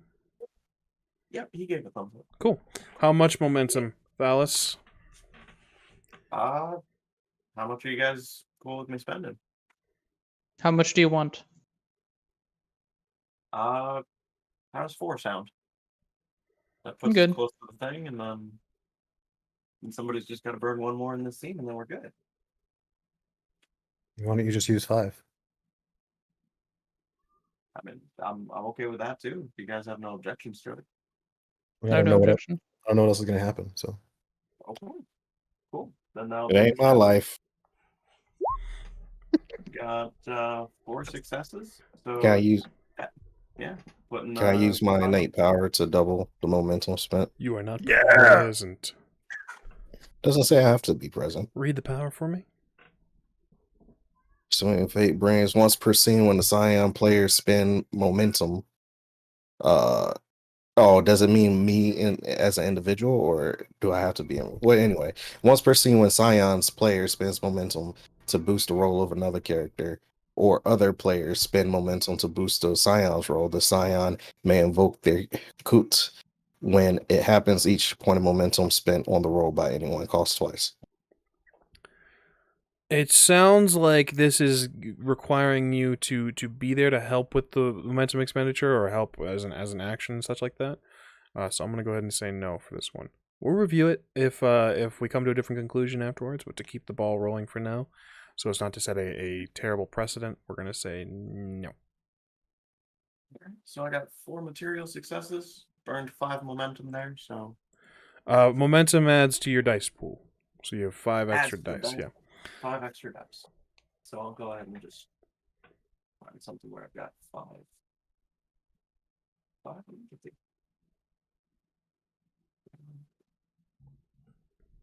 I'm just gonna throw kind of a bullshit roll in the thing here. So an additional 3 successes on top of that, for a total of 7. Excellent. So 5 plus 3 is 8. Thalis.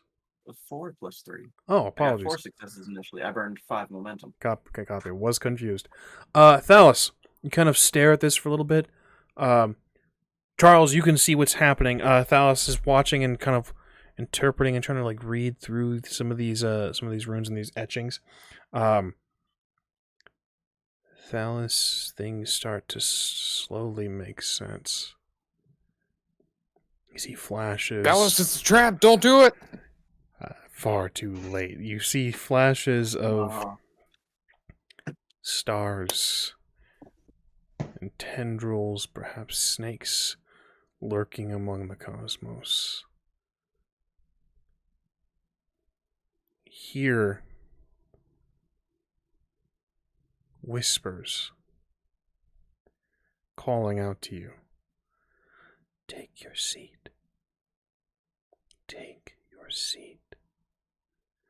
There's something trying to teach you. You have done wrong, Thalis. You are made to be punished. You have to correct it.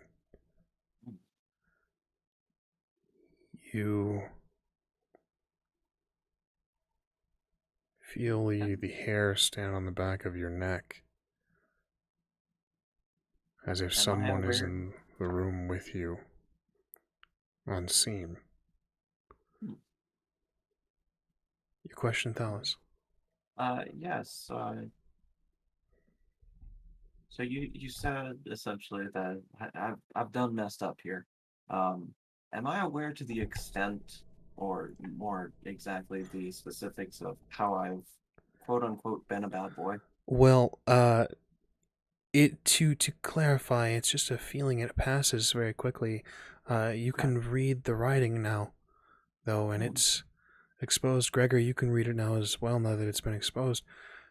It's like a student that has done poorly in class has been made to write lines.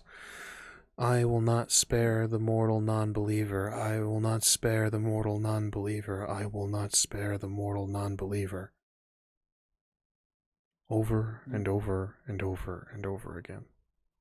That's comforting.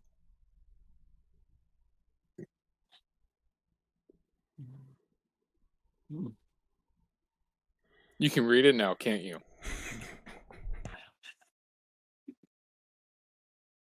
Yeah. Yeah. I tried to warn you. I tried to stop you. Thalis, out of the corner of your eyes, you're kind of turning to talk to Charles. You swear you see for a glimpse of a moment, you see the image of a dog at the front of the class, and as you kind of turn to speak with Charles, there's this figure in the room with you, formless, faceless, featureless. You look over in the area, though, it's gone. You can still feel it. You swear it's still there. You okay, man? I've done hundreds of these, okay? Like, you're not going to surprise me. Where are you sitting right now? Thought I saw something sitting in the corner there. Really? Something Really sitting in the kinda weird corner, looking? Yeah. shadowy, And featureless. Yep. Don't touch That it. sounds Don't breathe on it. Stay away from it. You'll end up with a perfect duplicate clone, not like the ones you make, but one with its own like power and capabilities completely outside of yours. Just leave it alone. I promise. Like So I it'll looked save at you it so and much then it headache. disappeared. It disappeared when I That's looked for the at it. best. Okay. Yeah. It's in this moment, Gregor, you hear the tardigrade creatures speak out, and then the hooded figures begin to twist their heads, and then their shoulders, and their waist, and then their lower bodies, and they all in unison file out into two columns and leave the room. Thalis, you hear a dismissed. Nothing else. Well, now that his class is over, I'm go ahead and walk on up to the teacher and my dog, who is currently sitting at the teacher. Hello. New here. I thought I should introduce myself. Why do you speak the tongue of mortals? I kind of fell into reality a couple of years back. And I still got filters on the old stuff. Have you been given a purpose, or have you gone through the proper indoctrination course? Yes. Good. And no. Was a guide, was one of the people who gave a purpose. Ah, fellow scholar. Yeah, I was in the village, you know? Oh, lovely place. At Yeah. least it can be sometimes. Others it is Yeah. the worms.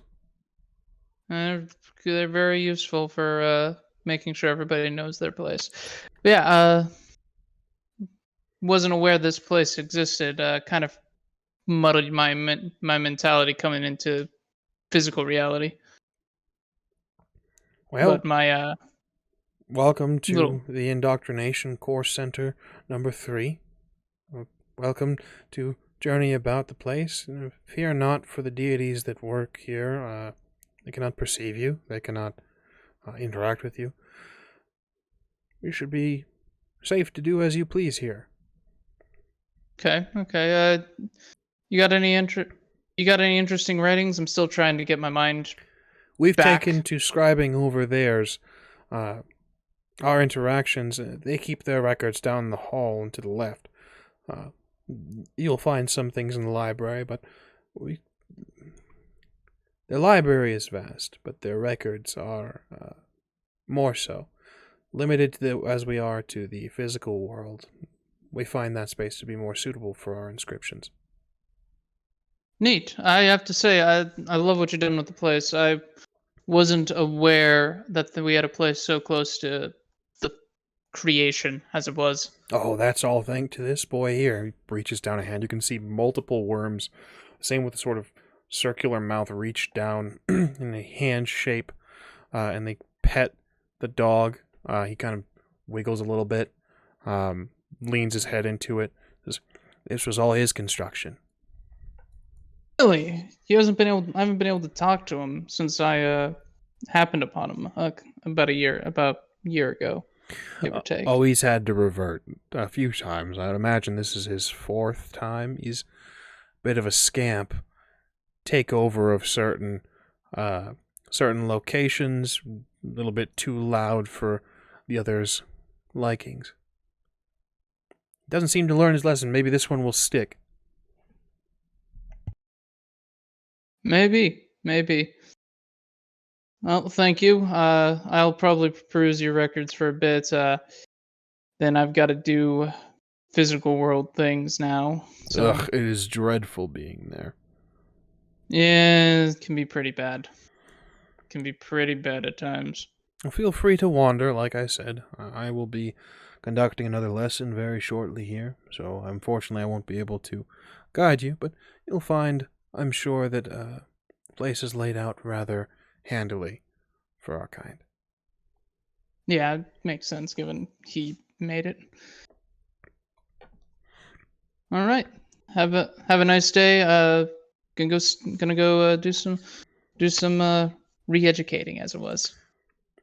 Enjoy. You can see the dog bound toward Thalis as Charles and Thalis are leaving.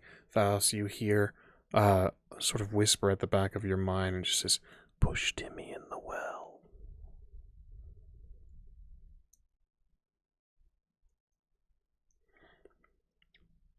We fade away from this scene. Majin, where are you headed? You went back inside. Yeah, I guess to go talk to my brother. Excellent. You make your way. You were told you would find him either in the gym or in his own quarters. Which do you attempt to check first? The gym. Open space, no door. You find the gym rather quickly. You plop down some... That is not Gideon. There we go. Open space, you see a line of treadmills, free weights, what look like elliptical machines. You can hear your brother in the corner. Allow me to place him in here as well. Bloop. It's going to take 6 years because we're streaming. That's a big boy. You see your brother as you haven't quite seen him before. He's it's very strange to see one of the that's the downside of not having a grid, is it doesn't know how to shape itself. Love that. Wearing full the traditional regalia, full beard at this point. He's reverted back into a more traditional version of himself. To see him on a modern cell phone having a conversation, yelling in another language is interesting, to say the very least. We've never seen him this worked up, either.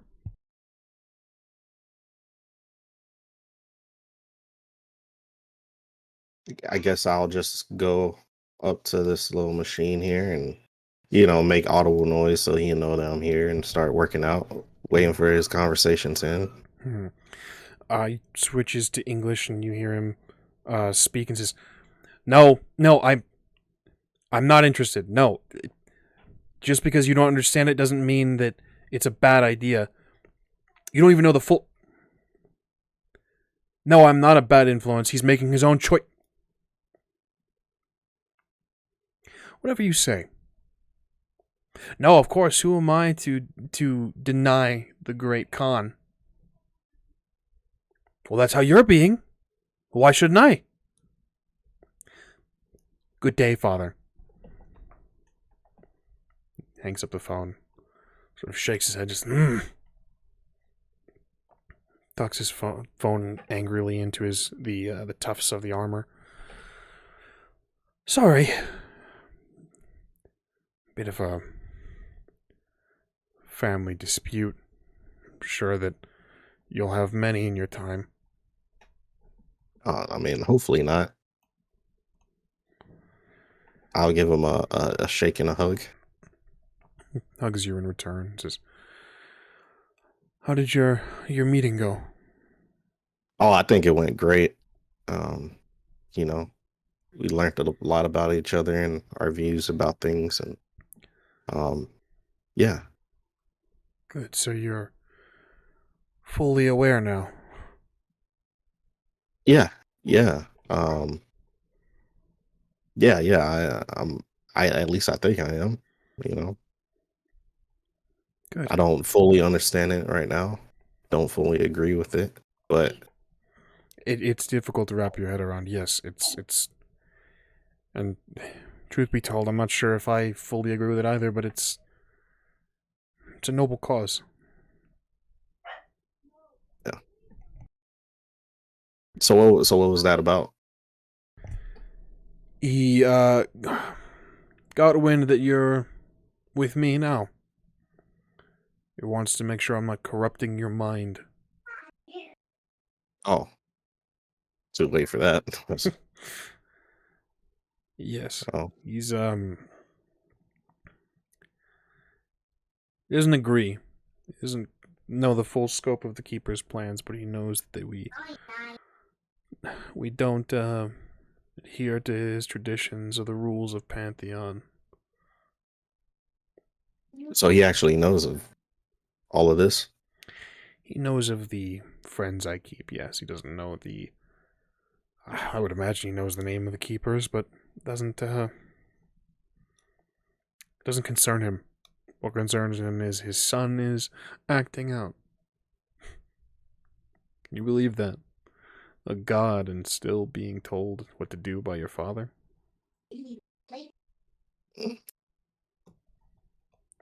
Someone's got to do it. I suppose. What do you think? You said you don't fully agree. I want you to feel comfortable here. I don't want you to think that this is an organization that will silence you if you have disagreements. I'd love to hear what your feelings and thoughts are.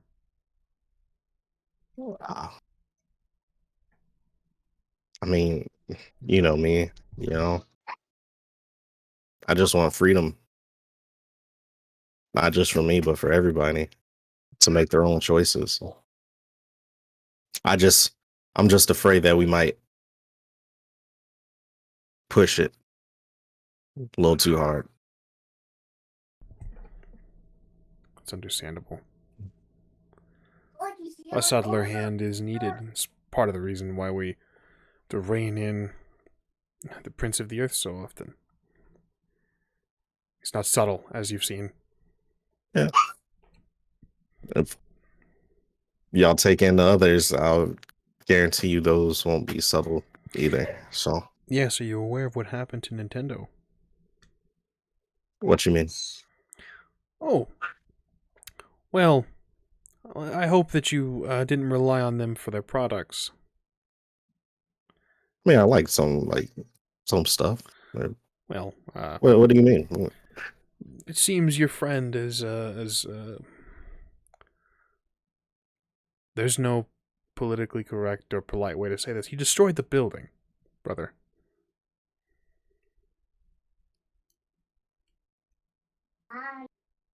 Their stock is already tanked. He destroyed the Nintendo? Yes, and there were survivors, of course. It seems he gave them time to flee the building, but that has only expanded his own legend and myth. It's quickly gathering a following of anarchists. His worshippers will be chaotic.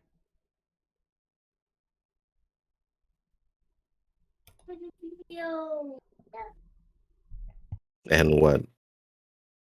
Is it really true that what you are, what your worshippers want you to be? To a degree, yes. Take, for example,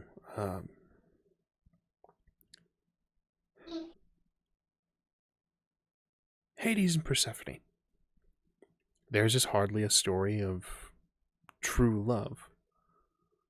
But at least it wasn't in the beginning. Yet, society has molded, and I'm sure you've seen video games, Smite, the Battle Royale game. People craft stories of us all the time. It shapes us. Hades and Persephone are the perfect example. It wasn't exactly the best of beginnings for their relationship, but nowadays people have taken to imagining them as the perfect couple, primarily because the Theoi are Well, I mean, go ahead. they're not the greatest with relationships. If you can call them that. But Persephone and Hades were one of the best, one of the stories that turned out okay. And people latched onto that and now envision them as a loving couple. When you visited, weren't they the model couple? Supportive of one another. And just ruling together? I mean, they were supportive of each other, but it doesn't seem. It's more like some corporate type relationship, But to each their own. But you're saying that's because of the mortals. That's what you're saying, though. Make no mistake, Hades was smooth with his words after his abduction. He won her over, not that much. But people have changed their myth. The myth has been perpetuated that now they are fully and truly in love. Persephone herself has lost some of what made her. Do you know the name Dread Persephone?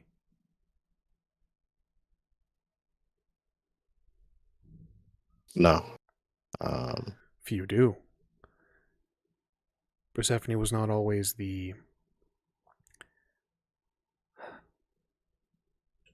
humble host and loving bride. I'm sure you saw peaks of it. Certain words, certain actions that cause some discomfort, a little feeling in your spine.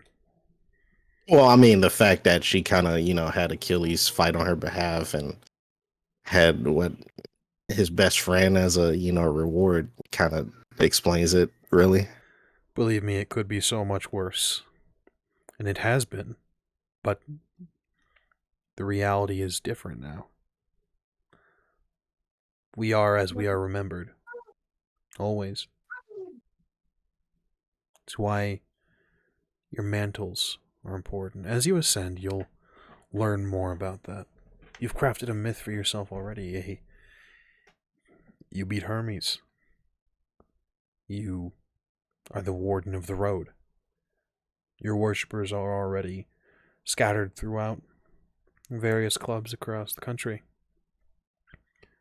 As it grows, how you are perceived will be how you are. We are all shackled You know, you're really killing my vibe here. You know, I don't mean to. It's the truth of the matter.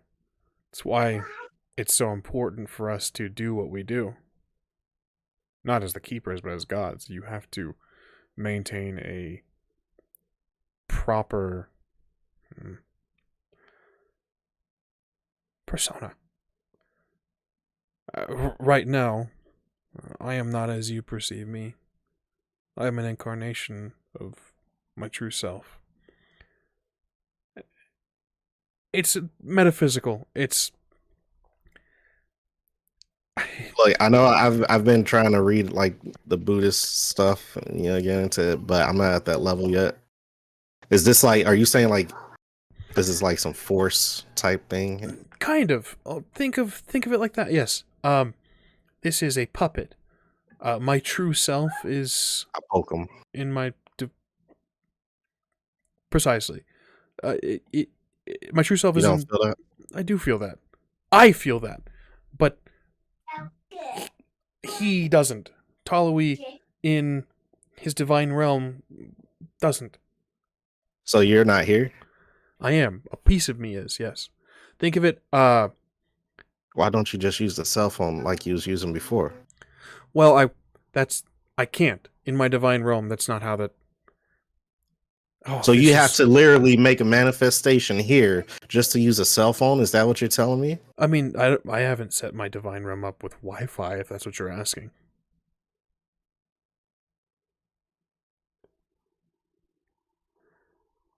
It's as if if you pluck a hair from your head, you cast it to the ground.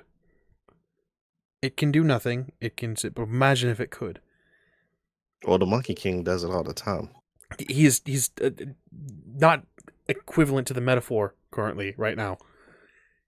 If you were to pluck a hair from your head and you dropped it and it was moving about and talking to all the other discarded hairs and doing what it did, that's what we're dealing with here. I am a hair. Is what I'm saying making sense? You're a hair. Okay. Okay. How many hairs are out there? I only keep a number, anything that I can keep track of. Okay. But I don't. You as you go through the process, once you reach godhood, you yourself, you in your entirety, cannot be existing in this world. You will destroy it just by being here. I'll be honest, that kind of scares me. It's a scary thought, yes. You can still interact with people that you love, but not the way that you would like to, I don't think. Your friends, should they do reach the same, you'll be able to visit them in their divine realms. You can speak with other gods. You and I would finally meet in their entirety. But it's not really us. It is. It's some distorted version of godly us. It can be you if you keep your followers close. Your worshippers, if they perceive you as you are, and they perceive you correctly. For example, your friend who collapsed Nintendo.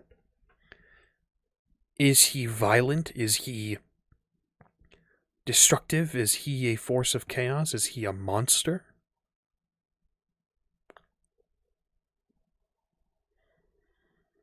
Oh, is this a question? Yes. I would say yes to probably everything except for the last. Well, if he doesn't wish to be viewed as a monster, he cannot do monstrous acts. He can get away with it for the time being, but should he continue collapsing buildings and leveling cities, he will become exactly that. People will begin to pray to him as the monster. They will pray for the destruction of their enemies, and he will be the one to answer.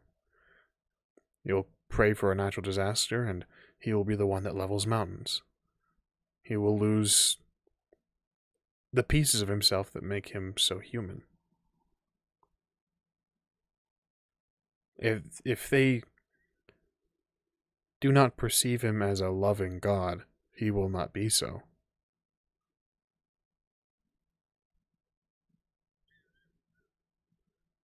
You have to be careful with what you do in the world. Your stories are what make you. In every way, our deeds are what define us.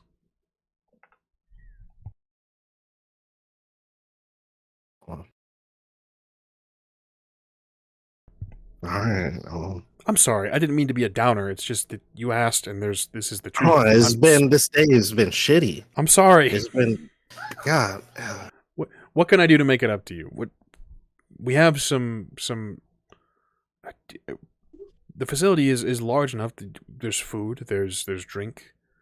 Oh, it's all good. I just, it's just one of them days, I just gotta think, and I gotta find my friends and see what they've been up to. Yeah, it's just a lot. I know. A lot to think about. So it can be difficult. I don't know if it's easier as a god to be introduced to the keepers, or if it's easier to be introduced as a mortal. I can't put myself in your position. I encountered the keepers after I already ascended. But you have my empathy.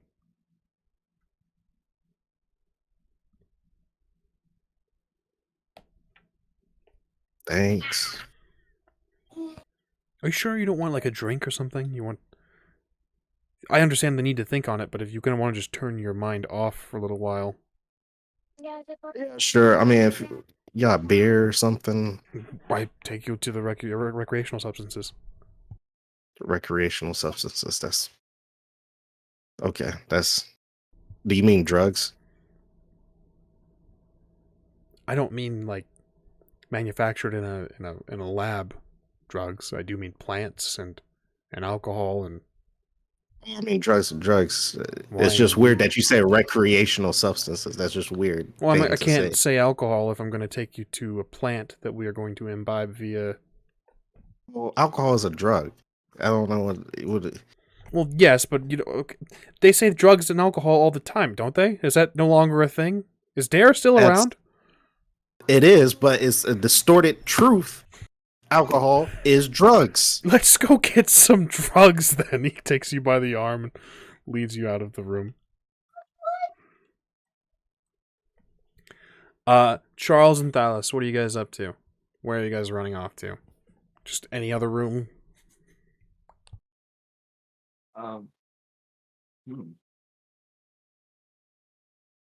Yeah, after fixing all the tables and setting them incorrectly, I would definitely be down to run into the next room.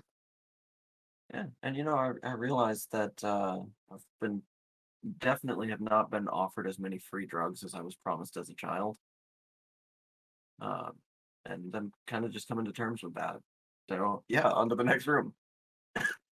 Dallas and Charles are just sitting there like, dude, this is not the adulthood I was promised. Like, we're the vans of free drugs. Like, this is bullshit.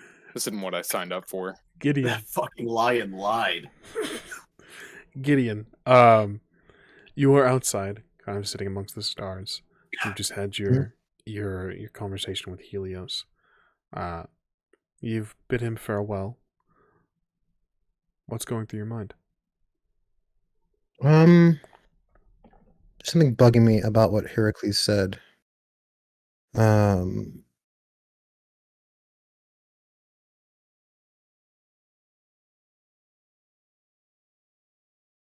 So I will.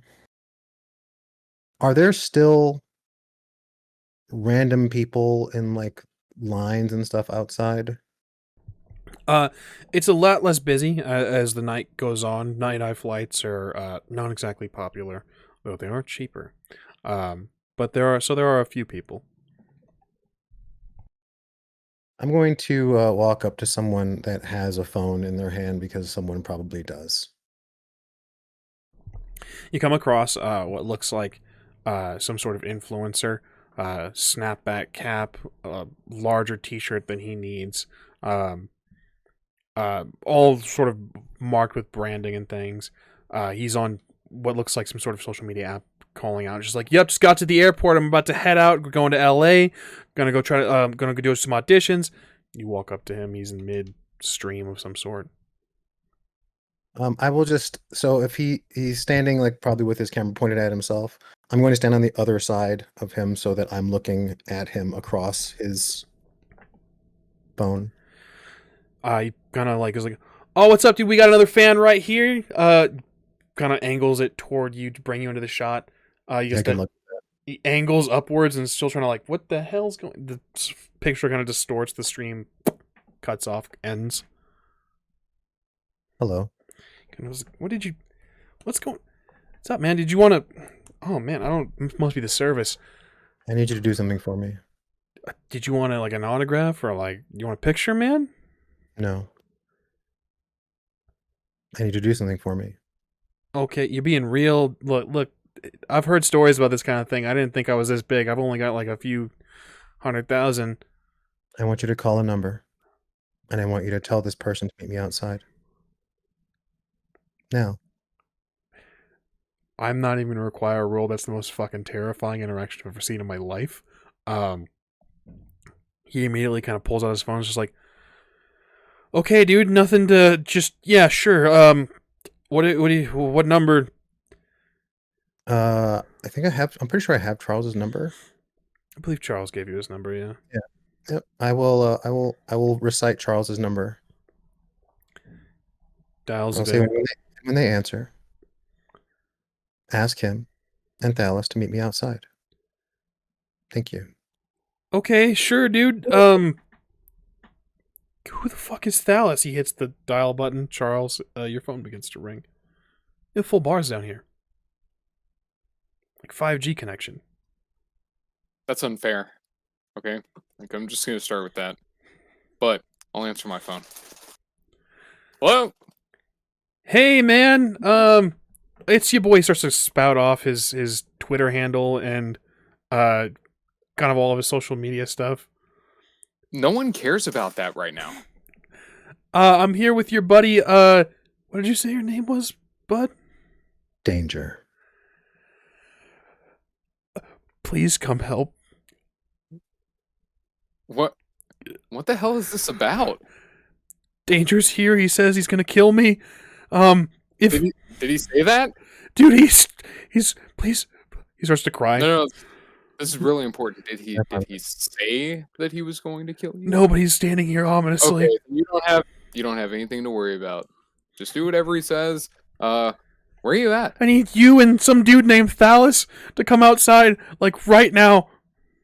Very Cool. Can you order me a pizza while you're hanging out? Dude, I don't know if they do. I got a flight in like an hour. I gotta get through the check. Okay, just buy me a fucking pizza, dude. Okay. I'm not asking for anything crazy. All right, man. I'll be right there. Sure. Quit shitting your pants. Okay. God. Can we get damn. breadsticks with that? Oh yeah, breadsticks. Crazy bread. Whatever you With guys. dipping sauce, Whatever you guys garlic want. butter. Okay, love you. Bye. Hang up. He didn't say when he was gonna be here. He wants me to order him a pizza. I got a flight to catch though, man. Is it okay if I could take off?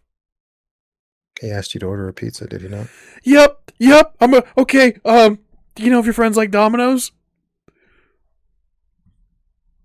I don't know what games they like to play, but don't play any with me right now. Okay. Yep. All right. Okay. Not Domino's. Papa John's. All right. Good old Papa John's. Best pizza in the fucking neighborhood, right? God, I fucking hate Denver. He calls. I continue standing there. Gideon, if you'd kindly give me a roll. Sure. What you... Cunning and whatever you think you would need to notice something. To notice something Something off about the world. Something about the world. I would supernatural. subterfuge. I can see that. Yeah, subterfuge or empathy. Something off about the world. Would my okay, fine. Yeah, I'll take. You said cunning. Yeah. And cunning and subterfuge. Yeah. Mhm. Would my identify weakness specialty come into play here in empathy? I can see zero way it would come into play here. And I think that will become very clear if you notice the thing. Sure. One success. One success. At the moment, you just feels similar to when you were being when the threads of fate were attempting to attach themselves to you early on in this season, when you were guided via the threads toward the underworld. Fate is at play here. Something is reaching. You may, of course, make the roll again if you so choose. There is momentum to burn. The difficulty will be a little bit higher. You guys are at 3 currently. Well, I'm going to put you guys at 4 because you technically... Scenes are a little bit difficult to track once you guys are all split up, but I'll call this a different scene for you at the very least. I won't. So I don't need to necessarily burn any momentum. But I will activate the entropic eye. Understood. Instead. Because something is at play here. Something is off. So I would like to make a Nyack roll using the exact same skills. Excellent. Make the Nyack roll.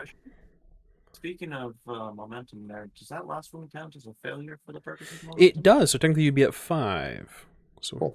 Thank you, Thalis. Keep me honest. Of course. So 2 successes. Excellent. And with use of the entropic eye, this will bring you to success. So,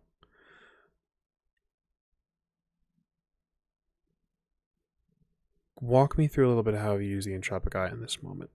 So once if it's not necessarily me, perhaps it's this pizza phone influencer boy, or something else going on. Knowing that generally speaking, the reason I walk amongst the living disguised is because I tend to have a bit of a jarring effect on them. In this instance, I wasn't really too concerned about it, but considering the nature of the degree to which fate seems to be kind of fighting back or actively playing a role in things, I will be looking specifically for my own weakness. So I turn the entropic eye inward to find where I am vulnerable. Interesting. Very interesting. Yeah, fight me. You, in this moment, your weakness is that you are perceived. He will forget, but in this moment, he remembers you as he wanders away to the safety of the inner side of the airport. Pizza ordered. His memory will quickly fade, but in this moment, it lasts. And you find your eyes lingering on him. You know that it's going to fade, but you're not entirely sure how long it will last. And for that moment, you watch him, and you realize you're not entirely sure, even in this time, all the times you've encountered people, you don't really know how long that memories last of you. As you watch him, he bumps into someone that doesn't flinch. You're being perceived in this moment by 3 entities, 3 women, standing and watching. One is a woman of maybe 30, maybe 35, dark hair, simple clothing, t-shirt and jeans. The other is elderly, the cane looming next to her on her right. Another is a child, small girl, all dark hair, all very similar features. As if 3 women, same woman, in 3 different times of their lives. And they're watching you.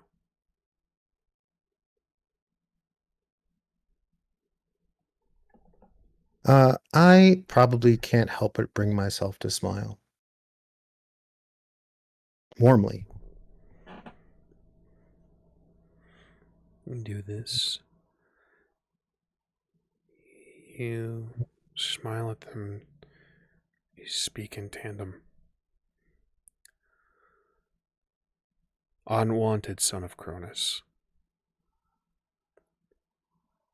will you not now submit Will you not now cease your fruitless quest? The keepers will fail, as will you. All are bound.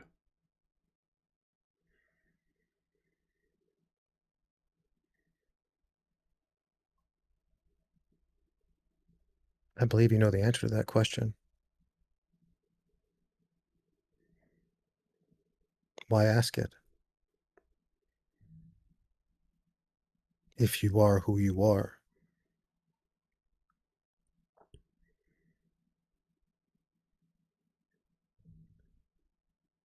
Unwanted child of Titans, you are doomed. Oh, I have no doubt. In fact, I'm quite certain of it. Should this trouble me?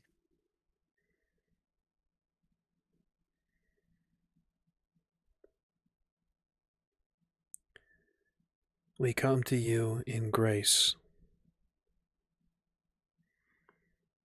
Above gods. Submit now, and your fate can be much kinder.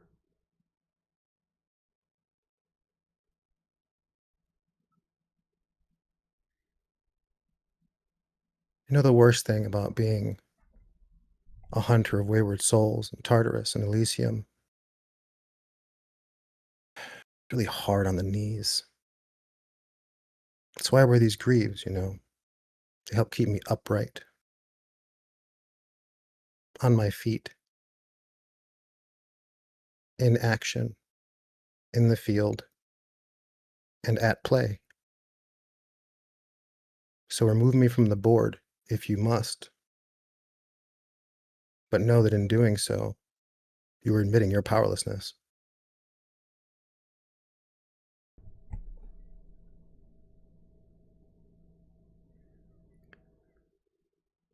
Zeus himself submits to us.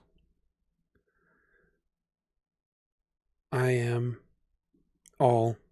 I am binding. And yet I remain unbound.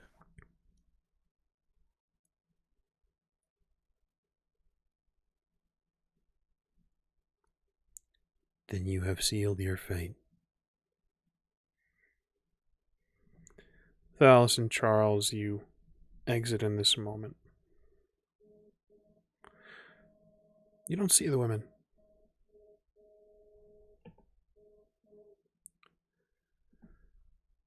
You see Gideon glaring in your direction where the doors are, the sliding open doors. I say glaring. He smiled at them. Apologies. Yep. Just smile on Gideon's face. Blankly amused. Oh, look, he missed us. Oh, that's sweet. I've never seen him smile before, though. It's kind of unnerving. Didn't he smile at the Prince of the Earth? I did. I think he did. Yeah. Bad things happens. All right, Bad things happen when he smiles. I'm gonna walk to the right. You just keep walking straight, okay? Okay. Did I'm you gonna guys, like circle around to Gideon. you guys kind of like flank approach your friend? This is where we will close today's session of Scion Godsend. Thank you guys for playing. Much appreciated, and thank you to the good people at Onyx Path that gave us the keys to Roll20 for the information.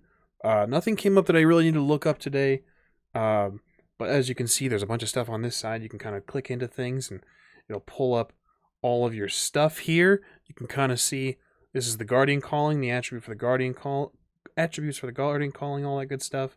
All of the information you really need, you can look up next. For example, I can't think of one. We're going to click on Blind Luck. What's the Blind Luck knack? Bam, it's right there. It's a Satyr knack. Holy shit. Okay, interesting. But as you can see, rather than having a bunch of PDFs open, I can just check into the into the Roll20 stuff. It's very interesting. It's very cool. There is also a giveaway going to be going on over in the Onyx Path official Discord for Scion Origin on Roll20. All you need to do is fill out the form. It's going to be basically just pretty simple form. You just give in your Discord information, your Discord name, your email address, all that good stuff, and you're entered into a drawing that they're going to be giving away for Scion Origin on Roll20. I believe they're giving away 3 copies of it, but don't quote me on that. I know that it is multiple, so check out that over on the Discord. Yeah, and don't forget to check out Scion God on Backer Kit. I would look it up and refresh the thing, but I don't want to go through all that process and have to close out. Actually, you know what I can do? I'm smarter than I look. Ready for this? Bam! Look at that. Now I can Google the things without giving you guys all my login information. Yeah, does anyone else has anything to plug while I'm doing multitasking things? Sure, you can catch me here on Tuesday at 8 p.m. Eastern Time for Fog Over Linden Station, Contagion Chronicle 2E, where I play a wonderful human who is, just seen the work of the God Machine. Always rough to see the work of the God Machine. Scion God currently is sitting at $85,627. About 5K till its next stretch goal, which is going to be another addition to the companion PDF, I believe. But check it out. It's going to be a lot of good times. All the godly things. There's a lot of good stuff coming up in this book. I cannot fucking wait for this book to come out, because then the entire path of apotheosis will be complete. I can see the threads that intertwine this game, and we can map out a road to success for our Scions. For the most part, no one's going to want to see Gideon reach apotheosis. It's going to be a fucking nightmare. I mean, I think it would be pretty cool. It's a party, baby. America's going to be gone. Yeah, that's there's the promo stuff. Can we just do Australia? There actually is one more thing. We are 2 weeks away to the next leg of the Rolling Nomads. I don't know what you want to call this, catalog? Yes. Yeah, we'll call it that. 2 weeks from now, we will be starting a D&D campaign over on the Rolling Nomads channel, 2 hours after the end of Scion. What time is that Mountain Time? 6 Mountain Time? 6 p.m. Mountain Standard Time. Yeah. Leads us into our programming and such. Fridays, we do Vampire the Masquerade over on twitch.tv/Rolling Nomads. Our Vampire the Masquerade Chronicle, our Sabbat Chronicle. Couple of episodes away from finishing out Season 1. They have a path. They have a young buck who has quickly lost humanity, who's probably on his way to become a Sabbat priest. There's a lot of good stuff going on Fridays. We're doing bad things. We're bad people. Saturdays, we do nothing because it's kind of a chill day, and we do D&D that's not streamed, and it's a lot of fun. Sundays, we, of course, do this. Scion Godsend right here on twitch.tv/rolling/the Onyx Path. And that's from 1 p.m. to 4 p.m. Mountain Standard Time. You can see, obviously, we've done a lot of stuff here. You can see... I distracted by the chat. As Thalis said, we're going to be starting up in November our D&D campaign. Working title currently, Colder Than a Twitch's Wit. I kind of like it. I think I might keep that. Yeah, that was kind of like our placeholder for the time being, but I kind of dig it. It's going to be our D&D campaign. I'm going to be playing. Thalis, a.k.a. David, is going to be stepping into the DM seat. I don't get a lot of chance to play games. I usually just run them and write things. So I'm going to do stupid shit. I'm going to try not to be a problem player, but... I'll be there, right there next to you. Yeah. I have some vengeance to get. Yeah, it'll be good. Shows up super late. I'm sorry. I have... Well, I got some pretty big shoes to fill after you go there, so we'll see how I do there. My insomnia and my lack of sleep is catching up to me. So we used to do, speaking of which, we were doing sort of randomized gaming screens on Monday. That has moved over a little bit because I'm playing in another campaign for Gideon's personal stuff. So we've moved our gaming stream over to Wednesday at 6 p.m. Mountain Standard Time on twitch.tv/Rolling Nomads. We've been really into Conan. Edge is trying to get us on Marauders. I'm just excited to be able to play games on a no longer potato PC. So I'm really down for anything. But but more stuff will be coming to us. Edge and I just grabbed Gotham Knights, grabbed a bunch of stuff from Humble Bundle, so probably going to be doing some fighting games, some other stuff as well. How would you keep up to date with our programming and stuff? Twitter. I'm bad at words.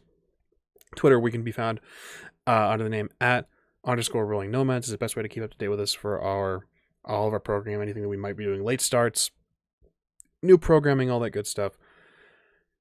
Yeah, that's us in a handbasket. YouTube is currently being updated on youtube.com/rolling nomads as well. Got a couple episodes. Season 1 is finally fully complete on Season 1 of Scion Godsend is finally fully complete on YouTube. We'll be mass uploading Season 2 to catch us up to date this upcoming week. But my software is slow and it's bad. But that's okay. We'll get it done at least by the end of the week. Deadlines for myself. That's all I got, I think. Yeah. Thanks, guys. We appreciate you guys watching, and I appreciate you guys for playing. We'll see you next time. Same place, same Scions. See you then.